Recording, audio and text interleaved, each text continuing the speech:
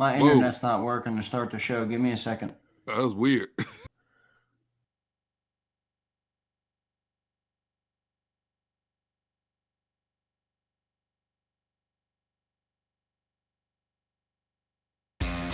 Go to get your game on. Go for the beers. Go for the cheers. Go for the hit and the hits. Go for the stakes and the stakes. Go to get your parlay on. Go to get your party on. Go for the scene. Go for the screens. Go for the gallery. Go for the win. Go to Ocean. Visit theoceanac.com to plan your visit. Philadelphia fans, we're cut from a different cloth. Born into a brotherhood and bonded to our team for life. We believe anything is possible because we've witnessed the impossible. While we may be from different neighborhoods, come Sunday, we are one, and we will be heard. Pondley Hockey, official partner of the Philadelphia Eagles.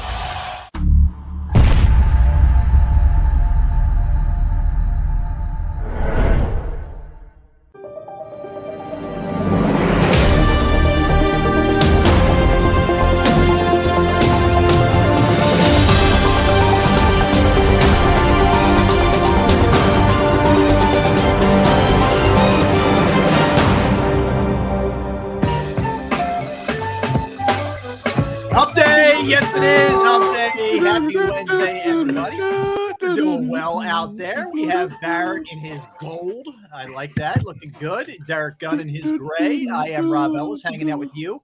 Hope everybody's doing well. See everybody in the chat room. T for Tony. Captain Tony. Only STE Showtime. Our girl Chris, Adam, Danny D. David they get on the show before we do.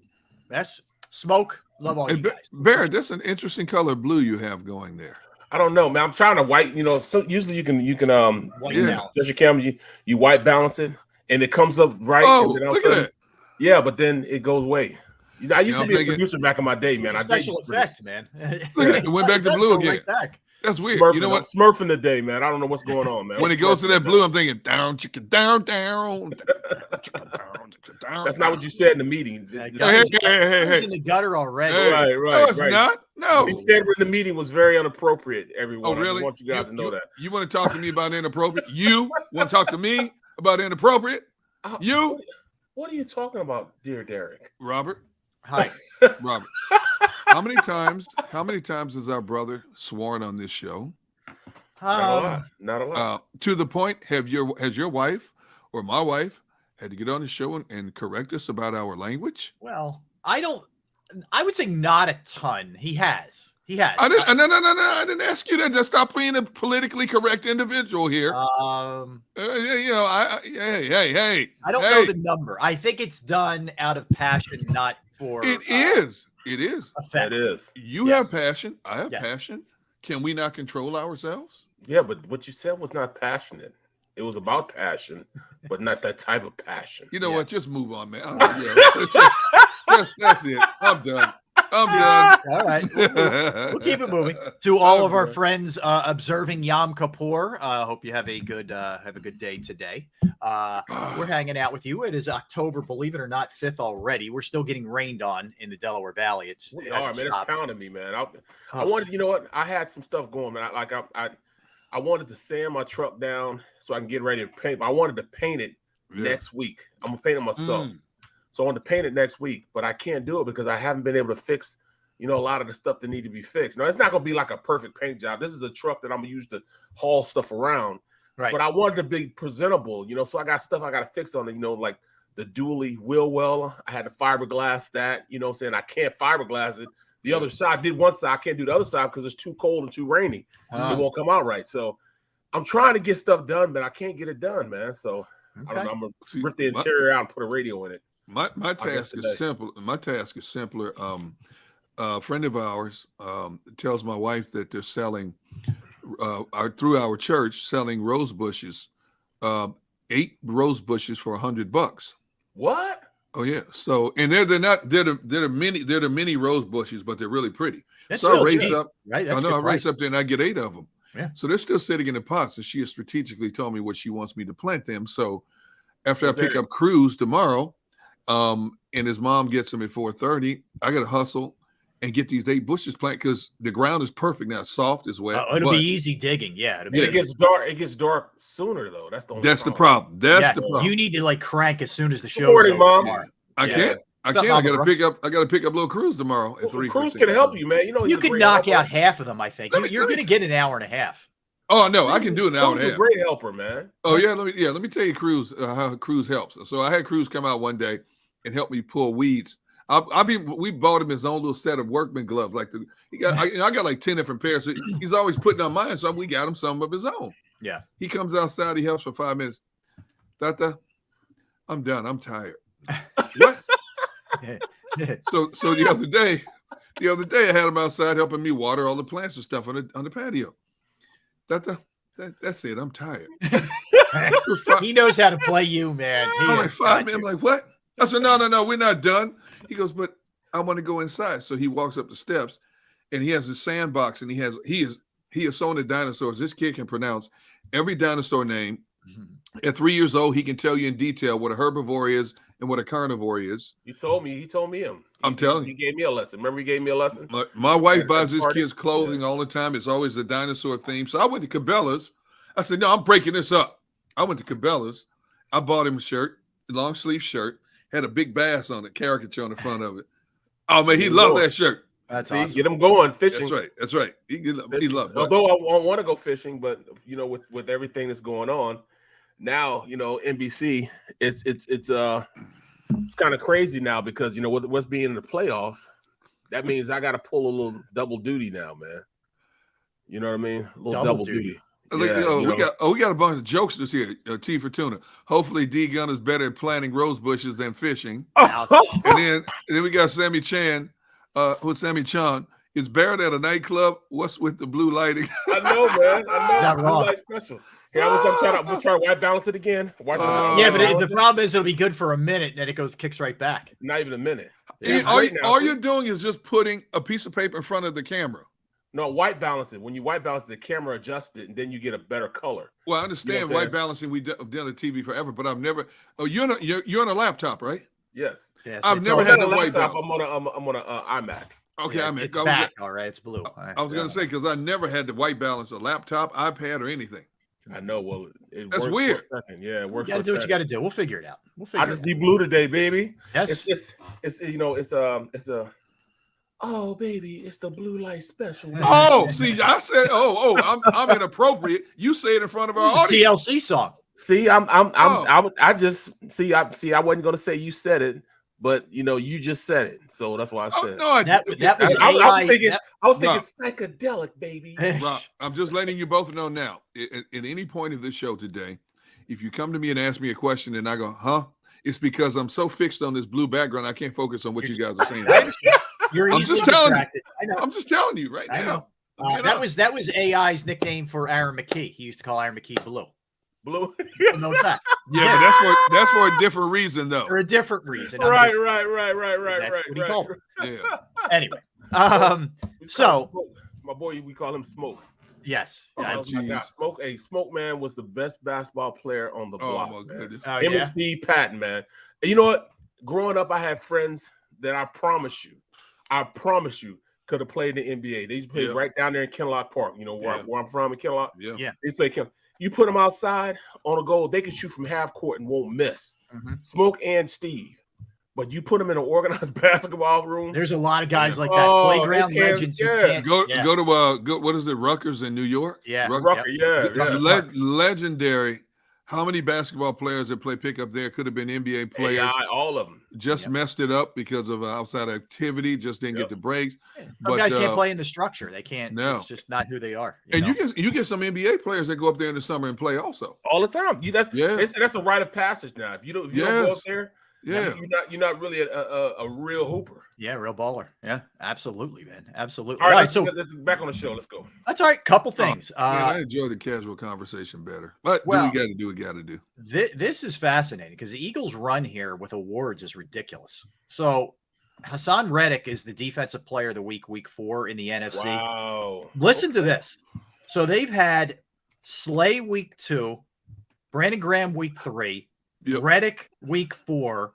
First week, Zach McPherson was the special teams player of the week. So they've been covered for every single individual week. And Jalen Hurts wins the offensive player of the month in the NFC for September. You really can't start much better than that, man. No. You just need to rename the award the Eagles Award of the week and the month. Just rename it. Or you name it the Howie Roseman Award. Yeah. That's true. Yeah, it's pretty unreal. Hassan Reddick, the last 2 games, has finally kind of lived up to the expectation. And I said this, I don't know if I said it on this show, but I did say it on a post-game show. The success they had against Trevor Lawrence, I think their entire secondary should also get an award of the week because of their ability to hold up on the back end and allow the guys in the front to do a lot of what they did, which is slap the ball out of and create a lot of stuff like that. Right. So, their secondary, doesn't get enough credit, I think, for their ability to converge on the ball, to cover in one-on-one situations. But that's not taking anything away from Hassan Reddick because he did what he did. But I think we need, they're saying the Gannon Award. Here we go. Here we go. Right in Rob's wheelhouse. Oh, trust me. Later, we are going to reinforce the Gann wagon. I'm putting I'm putting big. I'll get to it. I don't want to spoil it, but you can hold my seat still. Yeah, there was some Gannon stuff coming. Yeah, but go ahead. Well, go ahead, Derek. No, I'm just saying. You're right in the aspect that those cornerbacks, man. That's what I say. You can run anything you want to run, right? Simply because they're good enough to cover. I mean, I'm telling you, man. I used to pop asses like they were M&Ms back when I had, the secondary we had for Sidney Jones and Rasul Douglas and all those guys. You know what I'm saying? They didn't work well together. They go other places to become, superstars. Right. They didn't fit here. Yeah. Right. So I was like, come on, what is going on? Well, these guys here, they can cover. You don't have to worry about, getting thrown over the top and all that type of stuff every single play. Mm-hmm. So it's almost an embarrassment of riches because all 3 corners, both wide corners and the slot corner, I said the best trio in football, gives you ability now to have your guys up front make a difference also. It was for so long, it was just the defensive line. If the defensive line didn't get there, we were just stuck. Well, now they have a little bit of, give a little leeway to get there, man. And then a perfect example also of sometimes you just don't worry about the system. Just let them go hunt. Mm-hmm. And that's Hassan Reddick. Everybody can say, well, we got to figure out a way so he can, maximize what he is as a player. Maybe we need to put him inside. No, the boy's a defensive end. Yes. He's not a linebacker. Who cares how big he is? Just let him come off the edge. Right. I don't care. Be able to hold up against the run. No, he's holding up fine against the run. He's setting the edge and everything. Yeah. Just put the ball out there outside, let him rush. I still say move him around. I'm saying that's to his. I'm not saying I still believe that you can even better utilize him, move him around. Like you look at some of the better edge pass rushers in the game, whether it's a linebacker or a D, move him around. Let him find a hole in the picket fence. Move around. I think he's doing fine right now. I didn't say he wasn't doing fine. I agree with you. He's doing fine. See, Bear, I'm going to tell you you're not listening. It's like from the movie White Man Can't Jump. See, you hear Jimmy talking, but you're not listening to Jimmy. See, there's a difference. I didn't say he wasn't doing fine. He's doing great right now the last 2 games. I'm saying to make him even more effective and handsome. Move around. You know what I'm doing? I'm saying to him, where do you feel most comfortable, man? Are you good moving around? Good. We'll move you around. You want to stay on the edge at right side? We'll keep you on the right. I'm doing whatever he says because it's working right now. They had that conversation the second week. After the first week failed, it was an epic fail where they were trying to put him at linebacker slot. Then the second week, after the second week, they said, all right, we're going to put you out there, but we're going to have you drop off into coverage every once in a while too. Right. That was an epic fail. Yeah. So then they come, the end of after the game against Minnesota. They say, all right, man, we got to figure out what can we do to make sure. Coach, just let me hunt. Put me out there. Let me rush. Mm-hmm. And bam, what happens? Productivity. Yeah, incredible productivity. I mean, just unbelievable How about 2 sacks, 2 forced fumbles, 2 fumble recoveries, 4 tackles last week, 3.5 sacks and 3 forced fumbles the last 2 weeks. So yeah. Not My bad. man's on fire. Earning right that earning that paycheck. Yes, he is. Yes, he Yeah. is. All right, so the Eagles are back at practice today. A couple odds and ends. They signed a kicker just as a Insurance policy. precaution here. Yeah. Cameron Dicker is the kicker. You gotta change. Right. You Can't gotta make change that up. You gotta can't change make that up, last- man. Yeah, man, you gotta change your last What's name. his nickname? Something like Dash Rip Rock or something like that, man. You gotta change. Well, your I gotta name. be a dash, you know what I'm saying? I don't know, man. Just something. It came to me because that I was the can name already of see the signs. It was a movie star. Remember the old Beverly Hillbilly sitcom? And the movie actor who was a friend of the Clampers was Dash Rip Rock. I love that. Yes, name. yes. I do remember that. Okay, Dash Rip Rock. That's I an do awesome remember that. name. Yes. That's an Beverly awesome Hillbillies name. was all-time classic. Yeah, That man. is a great name. I'm gonna go all-time swim in the cement pond. Steven Pond was great, you know what I'm Yeah, saying? man. Yeah, he got to change. Wait, look at Rob blushing already, man. His Rob, what are you nickname in thinking? college, I'm not kidding you. And Showtime's right. His nickname in college was Dicker the Kicker. Oh, see, you gotta change that. That's his name. His name's Dicker. I know it is, but Yeah. I'm saying you got look, dude, you gotta change. So one Listen, day but just don't miss any because it's going to be a whole different nickname.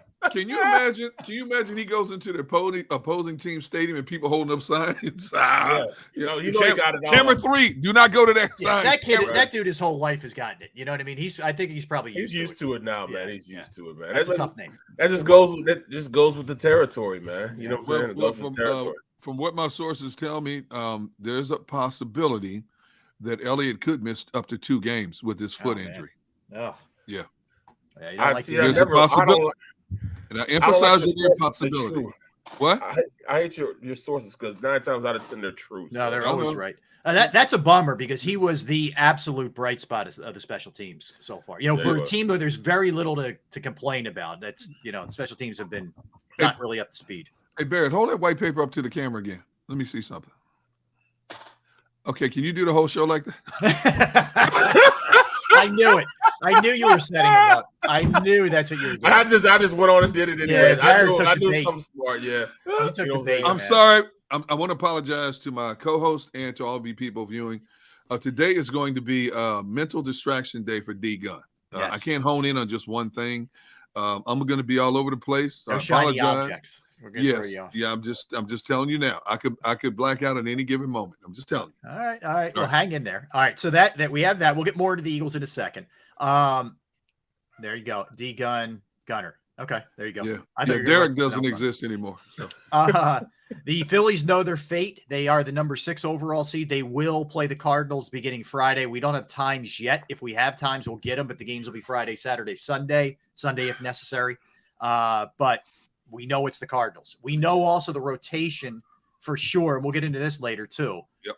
Is Wheeler, Nola, and Suarez. We'll talk about it. Yeah, perfect. We'll get into that.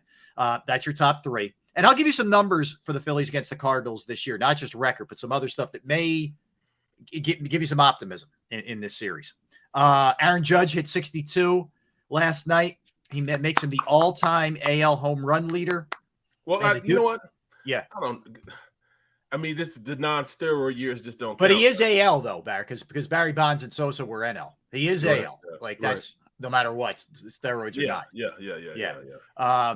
But yeah, I hear you. Well, we can have that debate later. I mean, the whole absolutely, because I miss the steroid era, man. I miss it. You know what I'm saying? Sosa. Well, you know what? All those guys. Well, guess what? Bonds, McGuire, Sosa. Why do you think they're not in the Hall of Fame?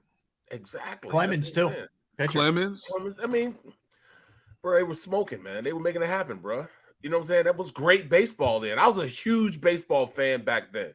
Mm-hmm. Huge what happened? Fan. You're not a big baseball fan anymore? Not huge. I'm okay. Just a baseball fan now. Yeah. Not huge. I hear you. Yeah, we'll kick that around a little bit. Plus, I grew up in baseball heaven, man.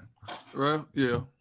Yeah, I still hate your Cardinals for beating my Brewers in 7 games. I'll never forget that. I was there for that 7th game. It broke my heart. Broke my heart. Yeah. Hey, you don't need to tell me, man. The way the 2011 ended, and Ryan Howard blows out his Achilles again, and a 1-0 loss to the Cardinals is about as bad. That memory is just etched. You know what? I was asked about that yesterday on my show. Where was I at when that happened? And I was actually working at NFL Films. And I actually had my Cardinals hat on walking around the building. And then that happened. And I was torn, you know what I'm saying? Because, that was my boy. The big piece was my boy, man. Yeah, and he's St. Louis. St. Louis. You know what I'm saying? And then the Phillies lost to him, and I got all that grief. You know what I'm saying? Plus with the injury, I was like, oh man. Yeah. I thought I kind of did it, but I didn't do it. But I thought, I felt real bad for it. I think I was watching that game, and Howard strikes out, and then all of a sudden you see him grimace, and people were booing. They had no idea. Yeah, they didn't know. They didn't know at the time. And then when you find out, it's like, man, what a way to end your season, man. Man. It's bad enough you struck out, but on the same, you pop, oh my goodness, man. Felt some. He was such a good dude too, Great guy, man. Great Just guy. a great dude, man. Yep. Yeah, look, Same, and look, to his credit, he had an unbelievable career, and he's still, he did. Thriving as a businessman, and yeah, you're right. He is a good dude, that's for sure. Yeah, he was selling his home in Florida, talking about a house. Bro. You got to see that house. Oh, I drove by it. God, I did too. It's insane. Yeah. I never drove by it. I've seen pictures of it, but never drove by it. Yeah, it's something Pictures to behold. don't do it justice, man. No, it's insane. So the dude who caught the judge ball, his name's Corey Yeomans. He hasn't decided yet whether he's just going to give it to the, judge and the judge's family or sell it. He could net $2 million. I'm sorry, man. And unless you're like, I don't know, pick your rich, whatever, Bill Gates. I'm sorry. I'm selling that thing, man. $2 million. Give me a break. Let me think for a moment. I think it's a noble. Why are you smirking, Rob? I haven't even got to my comment. What are you smirking for? Because I know where you're going. Where am I going? Well, okay, you tell me what I'm going to say. You're selling that thing in 2 seconds. You are not giving that thing back. Let me tell you something. What inning did he hit the home run? I forgot. Oh, I don't even know what inning it was. Okay, so whatever inning he hit that home run, I have a security detail ushering me out the stadium right there. Yep. Let me tell you that right now, okay? Yep.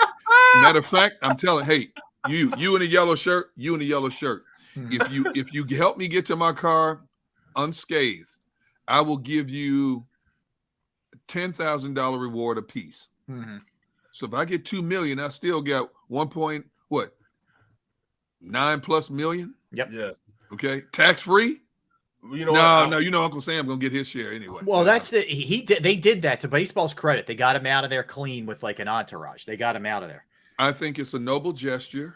Mm-hmm. That he would even consider giving the ball back to the family. But let's see. They'll hook him up, though. Oh, yeah. What are you going to do? You know what? Give him season tickets. Give him a team jersey. Another bat. An autographed bat from Aaron Judge. Yeah. You know how much that's all work, Bear? Maybe $4,000. Give me the bread, man. Give me the bread. Bro, Steinbrenner would buy the ball from him. And he said $2 million. I'd ask Steinbrenner to give me $5 million. He would. Yeah, give minimum $2 million. If not, it's going to the auction house. Give me my $2 million. All right, here's the follow-up I have. That's right, Doug Wynn. Show D Gun the money. If you sell it and you get that $2 million, I'll ask you, Derek, first. Then I'll ask Barrett. Would you still do the show with us? Oh yes, absolutely. Oh. Stop lying, what? Derek. You buying that, Barrett? Stop lying, Derek. Hold up. Derek, See, I thought you two guys knew me well. I am hurt. I sit here and I am hurt at this very moment. Derek. Wait, hold on. All I did was ask. I just asked. Let me tell you what Derek would leave. Just give me a moment. Give me a moment to collect my thoughts. See, that's all, Doug. Next thing I would hear from Derek probably a year from now. He's in California. Not true. Feet up. Not true. Here's what I would do. You want my honest answer? Yes, please. Do you want my honest answer? Yes. Okay. So I would say for the first 2 weeks, I would disappear. My wife and I would take the vacation of a lifetime. Okay. I would help my kids pay off their debts. And then I would come back. After I've half your money been gone in. Not half my money. No. I will Bro, still have enough. Your kids' debts. Hold up. I will still have enough where I could just live off the interest comfortably. I don't need a whole lot. Yes. If you stayed in Delaware. If you moved to California, that'll last you that's 2 months rent in California. I know, but I'm going to tell my wife, this is the concession. We have to stay in Delaware. The grandkids are here. The kids are here. We have to stay in Delaware. Let me tell you something. My wife and I are going to have a fabulous vacation, help my kids out. I will still have enough money to where, with my investment people, to where I can live off the interest the rest of my life and collect Social Security eventually. Look, now you guys should know me well enough to know that I'm telling you the truth about this. I don't need a whole lot to be happy in life. No, you don't. Well, I wouldn't tell you this. I'll tell you this, though. What? He wouldn't do the show for 2 weeks. 2 weeks. He would definitely keep in touch with us, though. Yes, he would but definitely I'm telling you, you know why? Because I enjoy doing the show. I enjoy working with you guys. Right. You know, I mean, I'm making peanuts, but that's another story. But it's another story, bro. You know, Barrett, follow up to you. Would you still do the show? I would do the show still. Okay. Because I'm on one of his 4 boats. Hold on. I've made that type of money before, and I know that doesn't last a long time. It doesn't last a long time at all. I mean, bro, during my whole NFL career, you can Google it. You can Google what I made in my entire NFL career. Over a 12-year NFL career, these guys are making in 1 year. Over the 12 years I played, if you Google it, it's not much at all. Okay. Okay, but Barrett, I'm saying, let's say, the average interest you get on investment, whether it's an IRA, 401k, is like 8 to 10%, right? Well, it's you'll get off the it'd be 120. It'd be $120,000 a year. That's you can't live comfortably off that. Derek, you don't live comfortably off that right now. Yes. What? You got to make more than that to live comfortably. No, you don't. Yes, you do. Come on, on, wait. Derek. Let me tell you why. Because you've already bought your toys you want to buy, right? Right, I have. Yes. Okay. So you already have a house. You already know your mortgage payment. You know how to adjust in terms of budgeting, right? Right. Would you need much more? From what I know about you, you are not a person who worries about having a lavish lifestyle. We're not talking about lifestyle to rich and famous. Yes. Right? I know I don't need it. No. I don't. You see what I'm saying? Rob, could you live off that interest? Easily. I can. Thank you. Look at Rob's eyes went like this. Rob almost lost consciousness for like 2 seconds. You know what I would do? I would continue doing this with you guys because I truly enjoy it. But I would cut down to like 14 jobs instead of like 28. That's what, bro. I would be just like you guys. I'd have a day off. You guys saw Half Baked. You guys have you guys saw Half Baked before? Yes. Half Baked. Yes. That's the funniest. Jim Brewer. If you're cool. Yeah. Yes. Hey, G Meta said Rob would be gone. Is that true, Rob? Would you be gone? Would you do? Hey, we didn't ask Rob. Would you do the show? Would you if I'm being honest, honest. I'd have to have I would sit down for a while and think long and hard. You would have. So there's a possibility you would abandon us. But because I really like you guys, I would still be here. Right. Here, but there would be some other. There would be some other fat chopped off the meat. Yeah, you know what I'm saying. Yeah. Okay? So just think about this. We all agree you can live on 100. What did you say it was, Barrett? 120, 125? Yeah, 120. Okay. So we're still doing this show. That's extra income. Now, like I said, eventually, Barrett, you get an NFL pension also, right? Somewhere down the road. Okay. 55. All right. Social Security coming. Hey, I'm good. I'm good.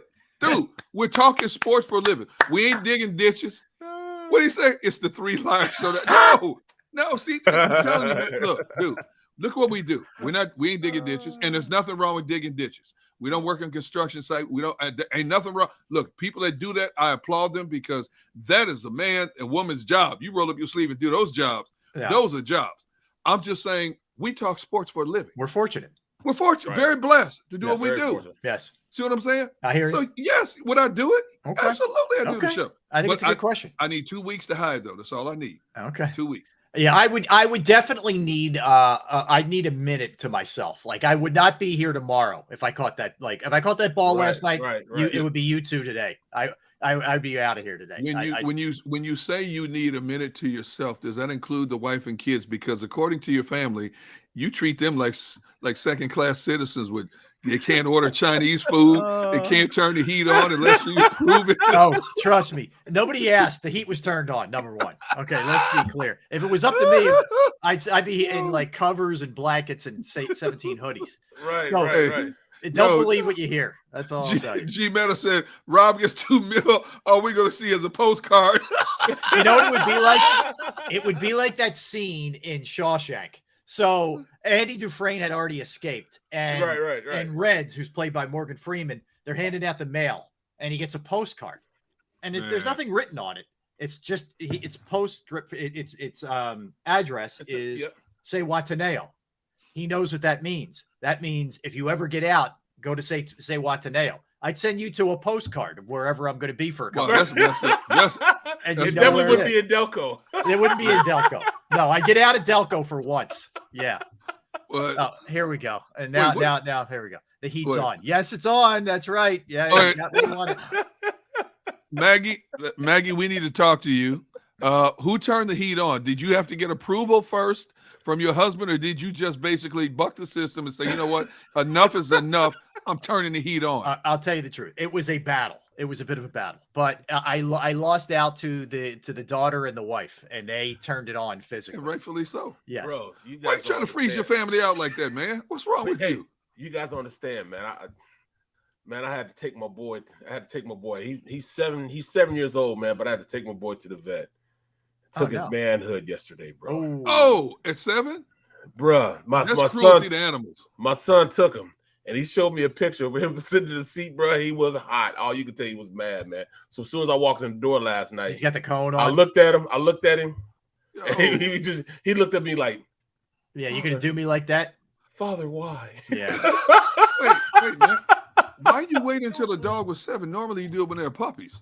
I know. You were hoping to get away old. with it. He's a little too randy. He's too man. He's jumping randy. over fences and let the dog be in heat, man. He's in heat. You could tell, man. He's ferocious, man, trying to get out. Yeah. That dog walked in and I was like, "Hey, B. Brooks, hey man, hey, No, you know what it is? It's more talk. like we're both bros, dude. You're doing right. That's what I'm saying. He's like, man, it's a dude code. You don't do that to a dude, man. Bro. He's tiptoeing around right now. He's tiptoeing around like that. I mean, if he bites you in your sleep, you know why. See, this is what I get. I had a blanket at the kitchen table. I did. Wow. Okay. Wow. On Monday when I was prepping the show, I had a blanket around my waist area. Why? When all you got to do is go flip a switch. Why? I know. I guess why, I'm a Rob? cheapskate. I guess that's what it is. There's really no other excuse. I'm not cheap, but for some reason, turning the heat on, I don't know what it is. There's two things that drive me nuts. Turning the heat on in October and paying crazy amounts for parking. I don't know what it is, man. I can handle other stuff. Like I tip waiters. I tip bartenders. I'm happy to do it, man. Yes. Those kind of things drive me crazy. Yeah, bro. I will walk a country mile to keep from paying top dollar, bro. Yes. You're right, bro. I will walk a country mile. Yeah. Do you know that most stadiums now, because I'm covering all these football stadiums and stuff. Do you know most stadiums minimum like $50 to park? And man, you go to Dallas. Now, when we go to Dallas, there's a parking lot right across the street from the stadium, and it's a Walmart's over here, and it's where the media is allowed to park and other select people. Do you know? And that's now keep in mind, this is Walmart parking lot right across the street, the stadium. If you're not in the media and you're selected to park there, you know it's $80 to $100 to park there. Jeez. And the lot is full. The lot is full. I can imagine what's the parking in LA for a Ram game? It's like $150, $200. That's why I will never go. Now that I don't have to travel as much as I used to, I will never go to another game on my own. I ain't paying it. First of all, seats are ridiculous. When you go to some of these newer stadiums, the Cowboys Stadium, I can't imagine what the Vegas and the Rams Chargers stadiums like now. The tickets are ridiculous in themselves, because I'm not paying decent money to sit up in nosebleed heaven. I'd rather watch it at home. I'm with you. Now, the only stadium that I would do that just to say I was there if I was paying is the Cowboys Stadium, because it seats 80,000 for football. If you sit at the top, and this thing's like a space shuttle, this stadium's so huge. Yeah. You're looking at a 60-foot screen that's like eye level to you. All I did was look at that when I was there. Yes. I didn't pay attention to, I was there for a Final Four. Okay. And all I looked at was this big screen. Like I trained myself to watch the action on the floor. Dude. I actually called an Arkansas game down there. And it's ridiculous, man. Where you broadcast the show from, and looking at the field, man, it's cool because you can look at replays. You usually can't look at replays unless you have a small little, but the games I do are big games. So I had an Arkansas game. I forget they played somewhere like Tulane or something. This was years back, but I can remember. Usually you have a little playback that you see, the replays on. You literally can see on the thing like huge as day what's happening, man. You know what I'm saying? I mean, you see everything, man. So I found myself watching that instead of watching the game. I'm trying to call the game. It's crazy how big it is, bro. I'm telling you, man. They said it's the most megapixels you could have in a stadium. Now I'm sure because the Falcon Stadium is incredible. Yep. I don't even know what this. I don't even know Mercedes what the. in it. Mercedes. Although that Derek, stadium their is prices are reasonable from what I hear. Like Yes. Arthur Blank doesn't gouge them for Yes. food or drinks. Yes. So I give him props for that. Oh, we gouge people here though. Oh, I know. Yeah. I'm not. It's $15. I'm sorry, Atlanta's $13 the a beer. Atlanta's the total exception. Like everywhere else kills you. Hey man, when I go to preseason game for Eagles, I get the tickets, for free. But taking my family when I took them, just the concessions alone. I'm talking not even alcohol, just sodas, bottled waters, fries. hot dog, nachos, fries, and I'm like, it's me and my 3 kids and my wife. It was like $80-some. Oh yeah. What? That's just one trip. Yeah, that's right. Don't That's go a one. second. Yeah. Exactly. Yeah. I hear you. I hear you, man. All right. So listen, a lot to cover today. We just scratched the surface here. We'll get into the Eagles. Barrett's going to do a breakdown of what you have to do to defend Kyler Murray and what he thinks the Cardinals are going to do to try to offset the Eagles offense, which is humming right now. I'll give you some Eagles numbers that will garner the bandwagon in a big way. So we'll do some of that. We'll get into all kinds of stuff with the Eagles when we return. A little later, NFL talk. We're going to do our NFC rankings. We're going to do our buy or sells. We're going to do some comps to the wide receivers in the NFC East. We've got a lot of stuff in store for you. You don't want to go anywhere. Barrett's less blue. I don't know what that means. Derek is sort of distracted, but he's sort of not. We're going to white balance during the break. What? What'd you say? So we'll do all of that. We've established my cheapness. So we're off to a flying start so far. Don't go anywhere. We are Sports Take, JAKIB Sports YouTube Network, Derek, Barrett, and Rob. Let's talk about finances. Let's talk about Jim Murray. All right, so knowing who to trust. It's not easy. You work hard. You want to save your money. You want to set yourself up, your family up as you get a little bit older, and you want to make sure that you have the right person in charge, right person steering the ship here. And I've learned from personal experience that Jim Murray with Principal Financial Group is that right person. Could be retirement planning, could be 401k review, insurance review. If you have a small business and you're trying to set up your employee benefits, it's another resource that Jim can help you with. I know I've entrusted my IRA, some 401k rollovers to Jim, and I couldn't be any happier. I also use him as a sounding board just to throw stuff at him, tell me what he thinks. It is an unbelievable asset and resource. Give him a call, 610-996-4751, 610-996-4751, or you could email him as well. Murray, MURRAY.Jim@principal.com. That's Murray.Jim@principal.com. At Pond Lehocky, we've recovered billions of dollars for our clients, and we're confident we can do the same for you. With over 250 years of combined courtroom experience, we've helped over 100,000 injured clients obtain some of the largest settlements in Pennsylvania. One conversation is all it takes to help you and your family get back on track. If you've been injured in an accident, give Pond Lehocky a call. Go to get your game on. Go for the beers. Go for the cheers. Go for the hit and the hits.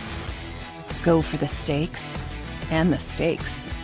Go to get your parlay on. Go to get your party on. Go for the scene. Go for the screens. Go for the gallery. Go for the win. Go to Ocean. Visit theoceanac.com to plan your visit. Go passionately. Go fearlessly. Go confidently. Go Birds! Go confidently towards your goals with First Trust, Philly's hometown bank for nearly 90 years, and the official bank of the Philadelphia Eagles. We're focused on getting you over the goal line. So go with conviction, go with trust, Go Birds! and go forward with us by your side. First Trust Bank, the official bank of Philadelphia dreams. Oh, and go Birds.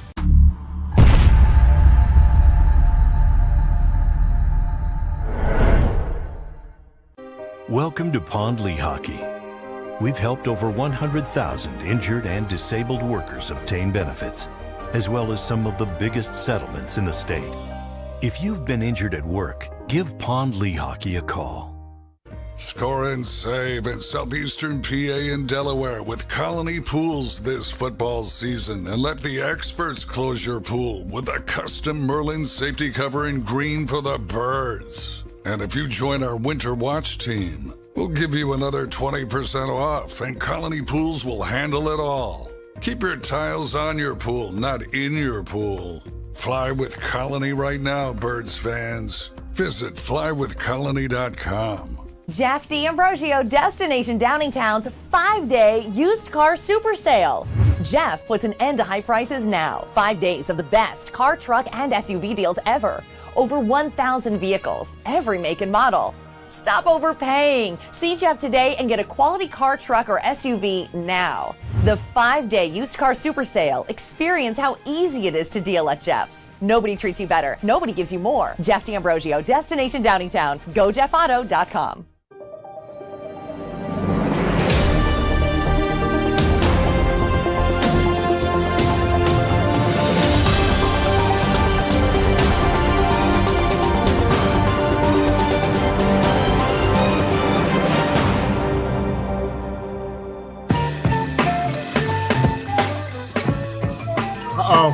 Where's the blue man? Not again. Where's the blue man? What happened? Welcome again. Back, everybody. Not Rob again. Ellis, Derek Gunn.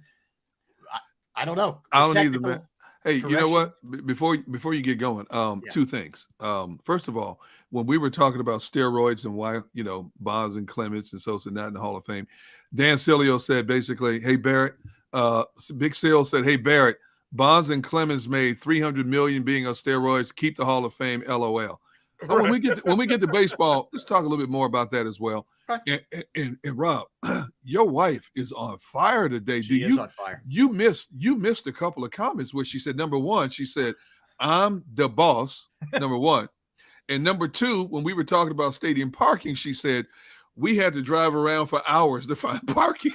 No, she means anytime. Like if we're in the city, Yeah. I'll try and find some crazy spot like off the beaten path instead of like valeting or doing whatever. Yeah. So if you're going out for dinner and you got a dinner reservation at a certain time, if you don't find what you want, you're going to miss that reservation. No, I'll give in. But I'll try and get down there early to find a parking spot. Yes. No question about that. No I don't blame you, But see, I'm one of these guys. I'll make circle once. I'm done. Where's valet? I'm done. I know. I'm Look, done. it's tough. It is not easy. Maggie on fire today, man. It is on fire. Yeah, she's off today, so it's on. It's on. It's the holiday. Wait, what holiday is it? Today is Yom Kippur, so she's a teacher, so she's off today. Yeah. Oh, okay. Yep. All right. Absolutely. All right. So I want to read this tweet. It's an interesting tweet regarding the Eagles. Now, Robert Griffin III is doing he does a lot of college football, does Monday night stuff as well. He's a little different, Robert Griffin. Right. But he tweeted out 4 minutes ago, the Eagles are built like you want your significant other to be built. Beautiful on the inside and out. They own the trenches on both sides of the ball. O-line was dominant despite having backups. And the D-line had 4 sacks, 5 turnovers, and penetrated every hole up front. I'm not touching the end of it. I am not touching that one. No, but I think excluding the last point where you can take a lot of different ways, I think he makes some very interesting points there. I do too. I agree. Absolutely. And it's one of my arguments, having watched all the teams in the NFC, a bunch of times now, I'm talking about the contenders. I'm talking Green Bay, Tampa, Dallas, San Fran, LA, et cetera. I'm sure I'm skipping somebody here, but having watched those teams and watched the Eagles, of those teams, and granted, there are like offsets, but having watched those teams, they're the most complete team. Now, Tampa has Brady. You never count him out. Right. Packers have Rodgers. You never count him out. So I'm not saying after 4 games this is over, but I'm telling you from what I've seen, they're the most complete team. I agree. And I've said that before. I agree on both sides of the ball. I agree 100%. Not just starters, but depth as well. Depth and versatility as well. I agree 100%. They are the most complete team right now that I've seen through 4 weeks. But the key is keep your fingers crossed, because whereas other teams have lost significant players, boom, like gone for the season, you're starting to see the Eagles get nicked up a little bit. They may be out a week. Avonte Maddox might miss another week. We don't know. Jake Elliott may miss 2 games because of this foot injury, but at least at some point they're coming back. Other teams have to keep traveling this journey with backups, right, or try to go out and get some free agents sitting at home, but right now, yes, no question about it. The Eagles are the most complete team in the NFL right now. Well, and that's the thing too, Barrett. I mean, by the way, Sirianni today said he's still hopeful these guys are going to play. Yeah, who knows? So take that for what it's worth. But having the depth that they have, I mean, they were down two tackles, basically on Sunday against Jacksonville, and survived it. They were down two corners and survived it. That's the thing we don't talk about enough. If they were out there, yes, in the elements and all that, got down 14-0, but missing a lot of pieces here and still able to overcome it in that game. I've said this before. This team is built fundamentally sound. And when I say that, they cross their T's, they dot their I's. After Detroit, I told you guys, look, it didn't matter who they were going to play that next week. They would have beat them. I said before that it could have been Buffalo. It could have been the Chiefs. Whoever that next opponent was, they were going to beat them and beat them up bad, because I really feel as though their toughest opponent is themselves. Mm-hmm. Their toughest critics are themselves. When you have a quarterback that all he talks about is putting in the work, making sure the rent has to be paid. So you got to keep stacking. You got to keep stacking, doing the little things that make you a good team. Mm-hmm. And when you have coaches like Stoutland, who's, arguably, not even arguably, the best offensive line coach in the league, and you have coaches that, that understand if you don't do these things fundamentally sound, it doesn't matter what you're doing. It doesn't matter who your opponent is. They challenge themselves more so they challenge the people they're going to play. So they worry about themselves more so than worrying about, all right, how are we going to beat these guys? They go with the mindset that, all right, this is what we do best. Mm-hmm. And this is how we're going to approach this game. And I love that conceptually, because that's what it is. I won a Super Bowl because we thought we were the best team, on the field when we went out on the field. Mm-hmm. We knew that we practiced against the best players in our locker room than we did on Sunday. So we had already played 2 or 3 games, because I knew I was going against the best pass rushing linebacker in Joey Porter or Harrison. I knew I was going against the best. Or while I was at guard, I knew I was playing against Casey Hampton, the best nose guard to play. Or the matchup between Ben Roethlisberger and Troy Polamalu. Those are the things that we concentrated on, getting better internally and fundamentally. We would go weeks at a time without dropping a pass in practice. Mm. So, of course, that stuff led to the game. And that's why I think this team has been so good, because they worry about themselves and how they function as a team more so than, all right, how are we going to beat this team over here? Mm. You know what I mean? So when they get in the game, it's easier in the game. Like, all right, well, shoot, we've been through this before. Let's do this. We can do what we want to do, and they can adjust off what we do. Yeah. That's what makes them a good team. Yeah, it makes sense. Absolutely. It makes sense. Look, it's a tribute to the way the roster was built. It's a tribute to the way these guys go about it and the way they're coached. It's a good combination of all three, really. I mean, you look at it, guys, through 4 games, as we well know, they're the only undefeated team, but they're plus 44 in the win differential. Mm-hmm. Okay. Which is second only to the Bills. The Bills are ridiculous. It's 56 for the Bills. They're 9th in scoring. Okay. They're 4th in scoring, 9th in points allowed. They are, and get the GAN wagon revved up, because we got some new rims on it, by the way. Here we got go. New rims on the GAN wagon. Yeah, oh yeah, and we got a new sound system in there too. It's cranking, man. It's a long ride out to Arizona, Barrett. 16 sacks, first.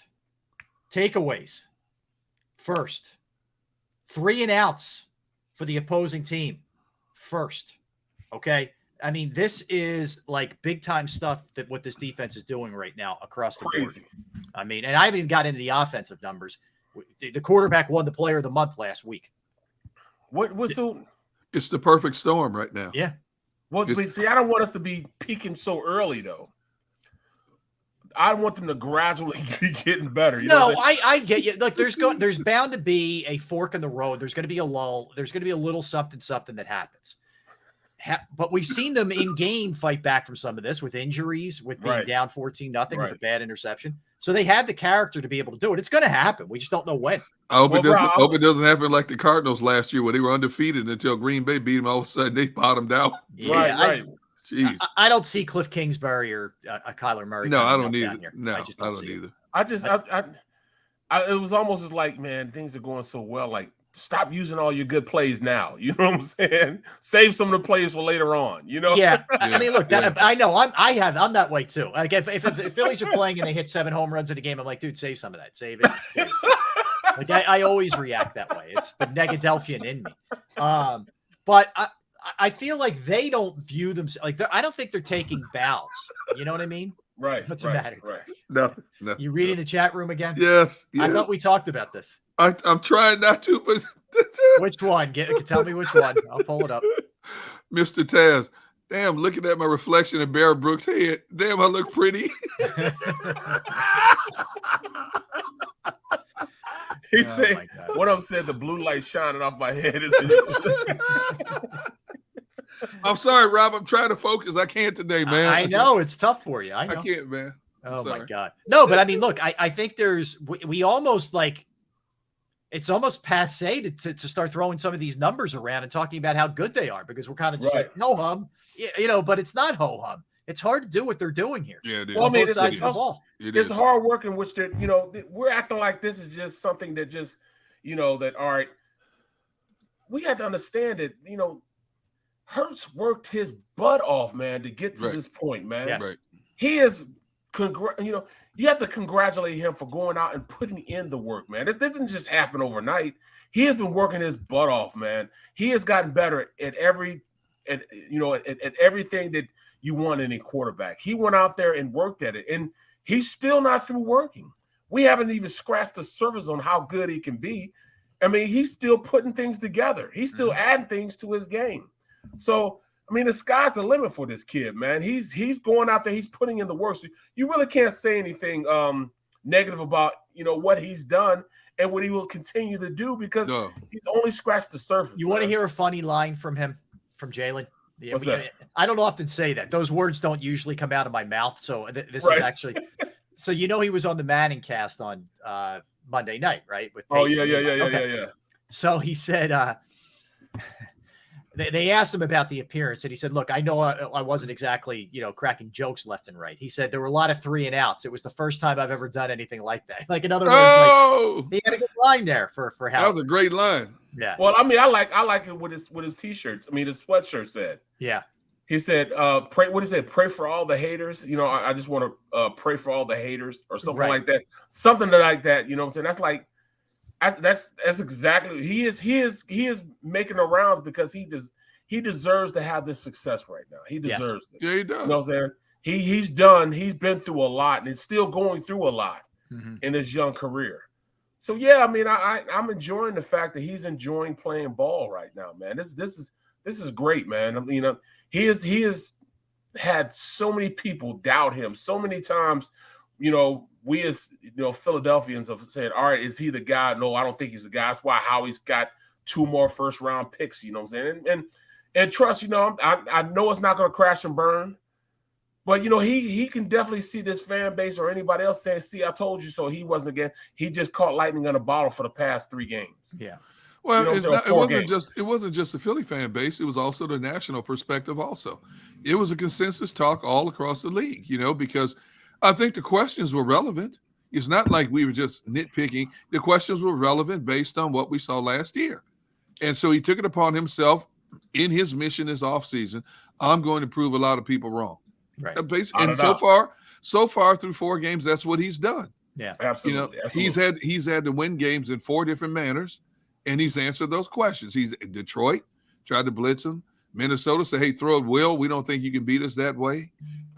You look at the way Washington tried to play him. It took away the run, forced him to pass, and then he had to go in a slop fest. And he did what he had to do there. He didn't have high numbers in terms of passing, but he didn't need to because the offensive line and the running game took so much heat off of the passing game. You didn't really need it. No, so he's had to win 4 different ways in 4 weeks. I agree, and look, I think it's all coming together. We all knew going into the year how this guy was built, like and how dialed in he was, and all that. Right. Everybody knew that.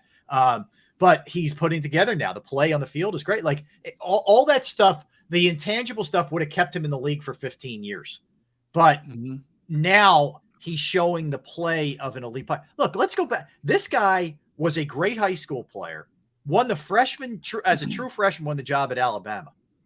Okay. Come on, man. Come on. You know what I mean? You know how hard that is at that school? Right. There's very few that can do that. Right. You don't downplay that. You know what I mean? You can't. Right. Is able to stay focused even after the thing, Tua took over in the championship game, still stays focused enough to help his team get there, again the next year, and then goes to Oklahoma and kills it. And then comes here with Carson Wentz having just signed a monster deal where it looked like he was destined to be the backup. And, and again, some of that was Carson just imploding, but he was ready to go when his number was called. This guy's always ready. Yep. So there's no resting on laurels or patting himself on the back. He is not, the DNA is not that way with this cat. He's not looking for them data boys either, man. No. You know what I'm saying? He loves the adversity that people that doubt him. He loves that.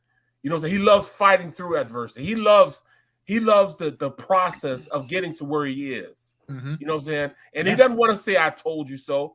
He loves that. He loves the process of making himself a better player, and people will start to see what he's seen in himself the entire time. Yep. You know what I'm saying? It's like all right, you guys, you can come on board, but I've been this way. I've been thinking this way. Mm-hmm. I've been a player, that I've been this good. I just have to learn, how to get to this point. Yeah. You don't just fall into being this guy. It takes preparation. It takes hard work, and that's what he's doing. He's putting in that effort, man.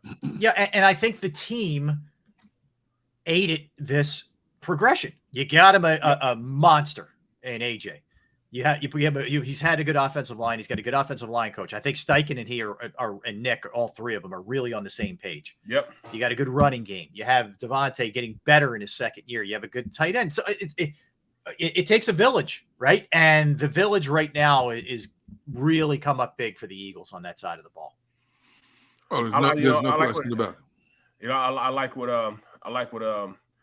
the stream is saying. Mr. Taz says literally the universe aspires against him, and he finds a way to say psych to the universe. That's great, man. Very well put. Yeah. That's exactly what it is. And you know what the other thing that's happening now? The defense is getting takeaways and putting him in a short field or you know what I mean? Like whereas last year that kind of thing was not happening. Everything had to be this methodical 75-yard, whatever. That's not the case now. You're getting shorter fields. So that's why I'll say it. You guys always hear me say this. Whenever people always hammer the quarterback's record, it's a team record. It's not just a quarterback record. Exactly. Right. So the team has done a better job helping the quarterback be what he's been so far. Absolutely. I hate that's one of the worst stats in football. This quarterback is 0-12 against this team, or he's 1-7. Well, the quarterback is not playing defense. Yeah. Right. Well, I love too. Like he's so-and-so is 4-8 against Tom Brady. First of all, everybody's 4-8 against Tom Brady. Yeah. Right. Number one. And you're right, Derek. Jalen Hurts is not playing middle linebacker or corner. Special teams. Defending Tom Brady. So you may lose a game 35-31. That's not Jalen Hurts' fault or any quarterback that you want to plug into that equation while we're at it. You're right. Drives me nuts. You're right. What? Nothing. Just keep going, man. I'll be all right. Okay. So there's that, and then there's the other side of the ball. Is now taking the ball away, is sacking the quarterback. Yeah. Is giving you everything you really need this year, and you're having players starting to really come into their own. Hassan Reddick is really coming to his own. Slay Dallas Goedert. Dallas Goedert. How about Bradbury? Bradbury's a guy who's got 2 picks through 4 games already. So in a span of 2 games, they've elevated themselves to the best takeaway unit in the NFL. The last 2 games propel them to number 1 in takeaway giveaways. And you're right. You wonder how much better it can get. Yeah. Well, how many did they have last year? What they had like 23 last year or 26 last year? Are you talking sacks? Or are you talking sacks and takeaways? Sacks they were second to last. Yeah, 29. Yeah. They were really low in both categories. Come on, man. They were last in there, so second to last in both categories. Now it's just they just seem like this is a totally different team, a totally different mindset, and has a lot to do with number one, Jalen Hurts and his ability, to get the ball and having that trust to get the ball to his receivers. But number 2, you gave Gannon what he wanted. It was almost like, all right, Gannon, I got you all this. Now it's your turn. He said, well, shoot, you gave me everything I need. Watch me play. Watch me do this. Yep. And he did it. Yep. You know, he's doing it, rather. He's doing it. Agreed. I agree with you. I mean, I think there's a lot to look at. All right, let's come back and let's dig into a game plan here and what the Eagles need to do to curtail some of the things that Kyler Murray does. We know he's extremely dangerous with his legs, and he has a cannon for an arm as well. So what do you need to do to counter him? And the flip side of this is, what are the Cardinals going to try to do to shut down this offense? Not just Jalen, but the entire Eagles offense that's been so good. We'll dive into all of that when we get back. Don't go anywhere. That's the blue man himself, Barrett Brooks. That is Derek Gunn. I am Rob Ellis. We are Sports Take, JAKIB Sports YouTube Network. All right, let's talk about Pro Action Restoration. Here's where I want to start with Pro Action Restoration. Mike McIntyre and the crew right now are in Fort Myers, Florida. They're down there aiding houses, people, businesses that were hit so hard by Hurricane Ian. That's the kind of company that they are. They are down there trying to help people, trying to salvage what's left, trying to get them in, a better position than what life had dealt them over the last week or so. So that tells you a little bit about the character of Pro Action Restoration. So if you have a home, if you have a business, if you have a property that's experienced water damage, fire, smoke, mold, you name it, they can help you. Pro Action's on call 24 hours, 7 days a week to assist. I've gone through it. I went through it on a Saturday. They got right over there. They cleaned it up. The crew was amazing. The price was reasonable. They are licensed, bonded, fully insured. They've been serving the tri-state area for more than 2 decades. Pro Action will work in conjunction with your insurance company as well. So again, it could be any of these: a water issue, fire issue, smoke issue, mold remediation. You name it, they can handle it. Give them a call, 610-623-3760, 610-623-3760, or you can reach them online, proactionrestoration.com, proactionrestoration.com.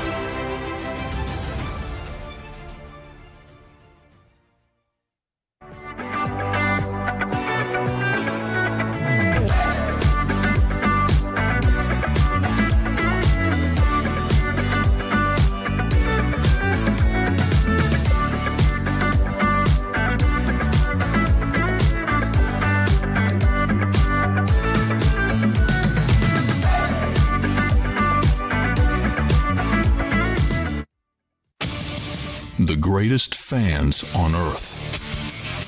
It's a bold statement, but would you expect anything less from Philadelphia? 58 years of heartache creates a toughness, a grit, a resolve not found in most. Sure, our prayers were answered, but now that we've had a taste, we're looking for more. Pondley Hockey, official partner of the Philadelphia Eagles.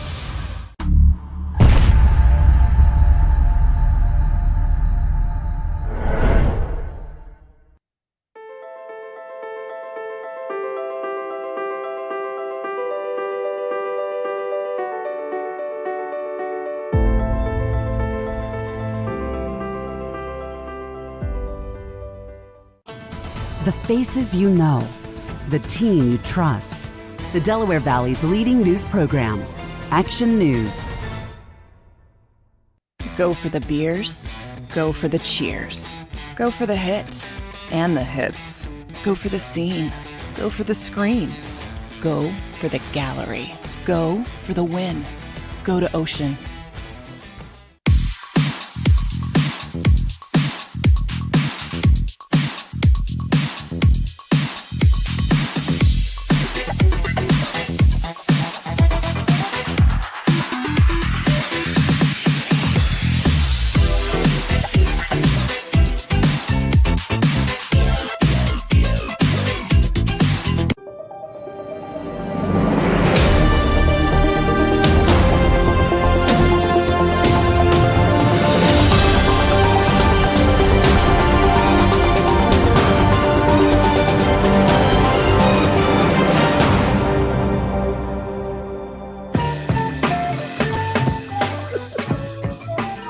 Welcome back in, everybody. Barrett, Rob, Derek.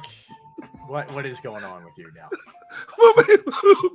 My man said, if you put a little hat on Barrett, he could be Boo Berry.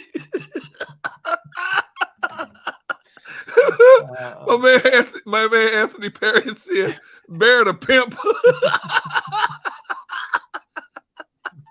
I think we keep him in that blue room permanently. I think we just make this a permanent thing. All right, Barrett, you're muted. I think. I don't know. Yeah, I see. Yeah, okay, there you go. Blueberry, like the blueberry cereal. Yes, they still have that Count Chocula, and all that. They still yes, Frankenberry. Yeah, Frankenberry. Frankenberry. Yeah. I'm sure that stuff was really healthy for you. I'm sure it was great. Yeah, man. All right, so a couple things. By the way, we have the announcement for when the games are here. So game 1 for the Phillies will be Friday at 2:07. That will be game 1. Game 2, weird start time. Game 2, 8:37 Saturday night. Oh, not sure why that's that late for. Is there probably another early game that they're pumping up? Probably, yeah, 2:07 and then 8:37. Yeah, we don't know. Sunday's to be determined. That's if necessary on Sunday. So they're the games as of right now. That's the game time, excuse me, as of right now. All right, so we kind of went through the numbers yesterday when it in regards to the Cardinals and almost like, unilaterally here across the board, offense and defense, they're sort of very mediocre, and hence the 2-2 record as well.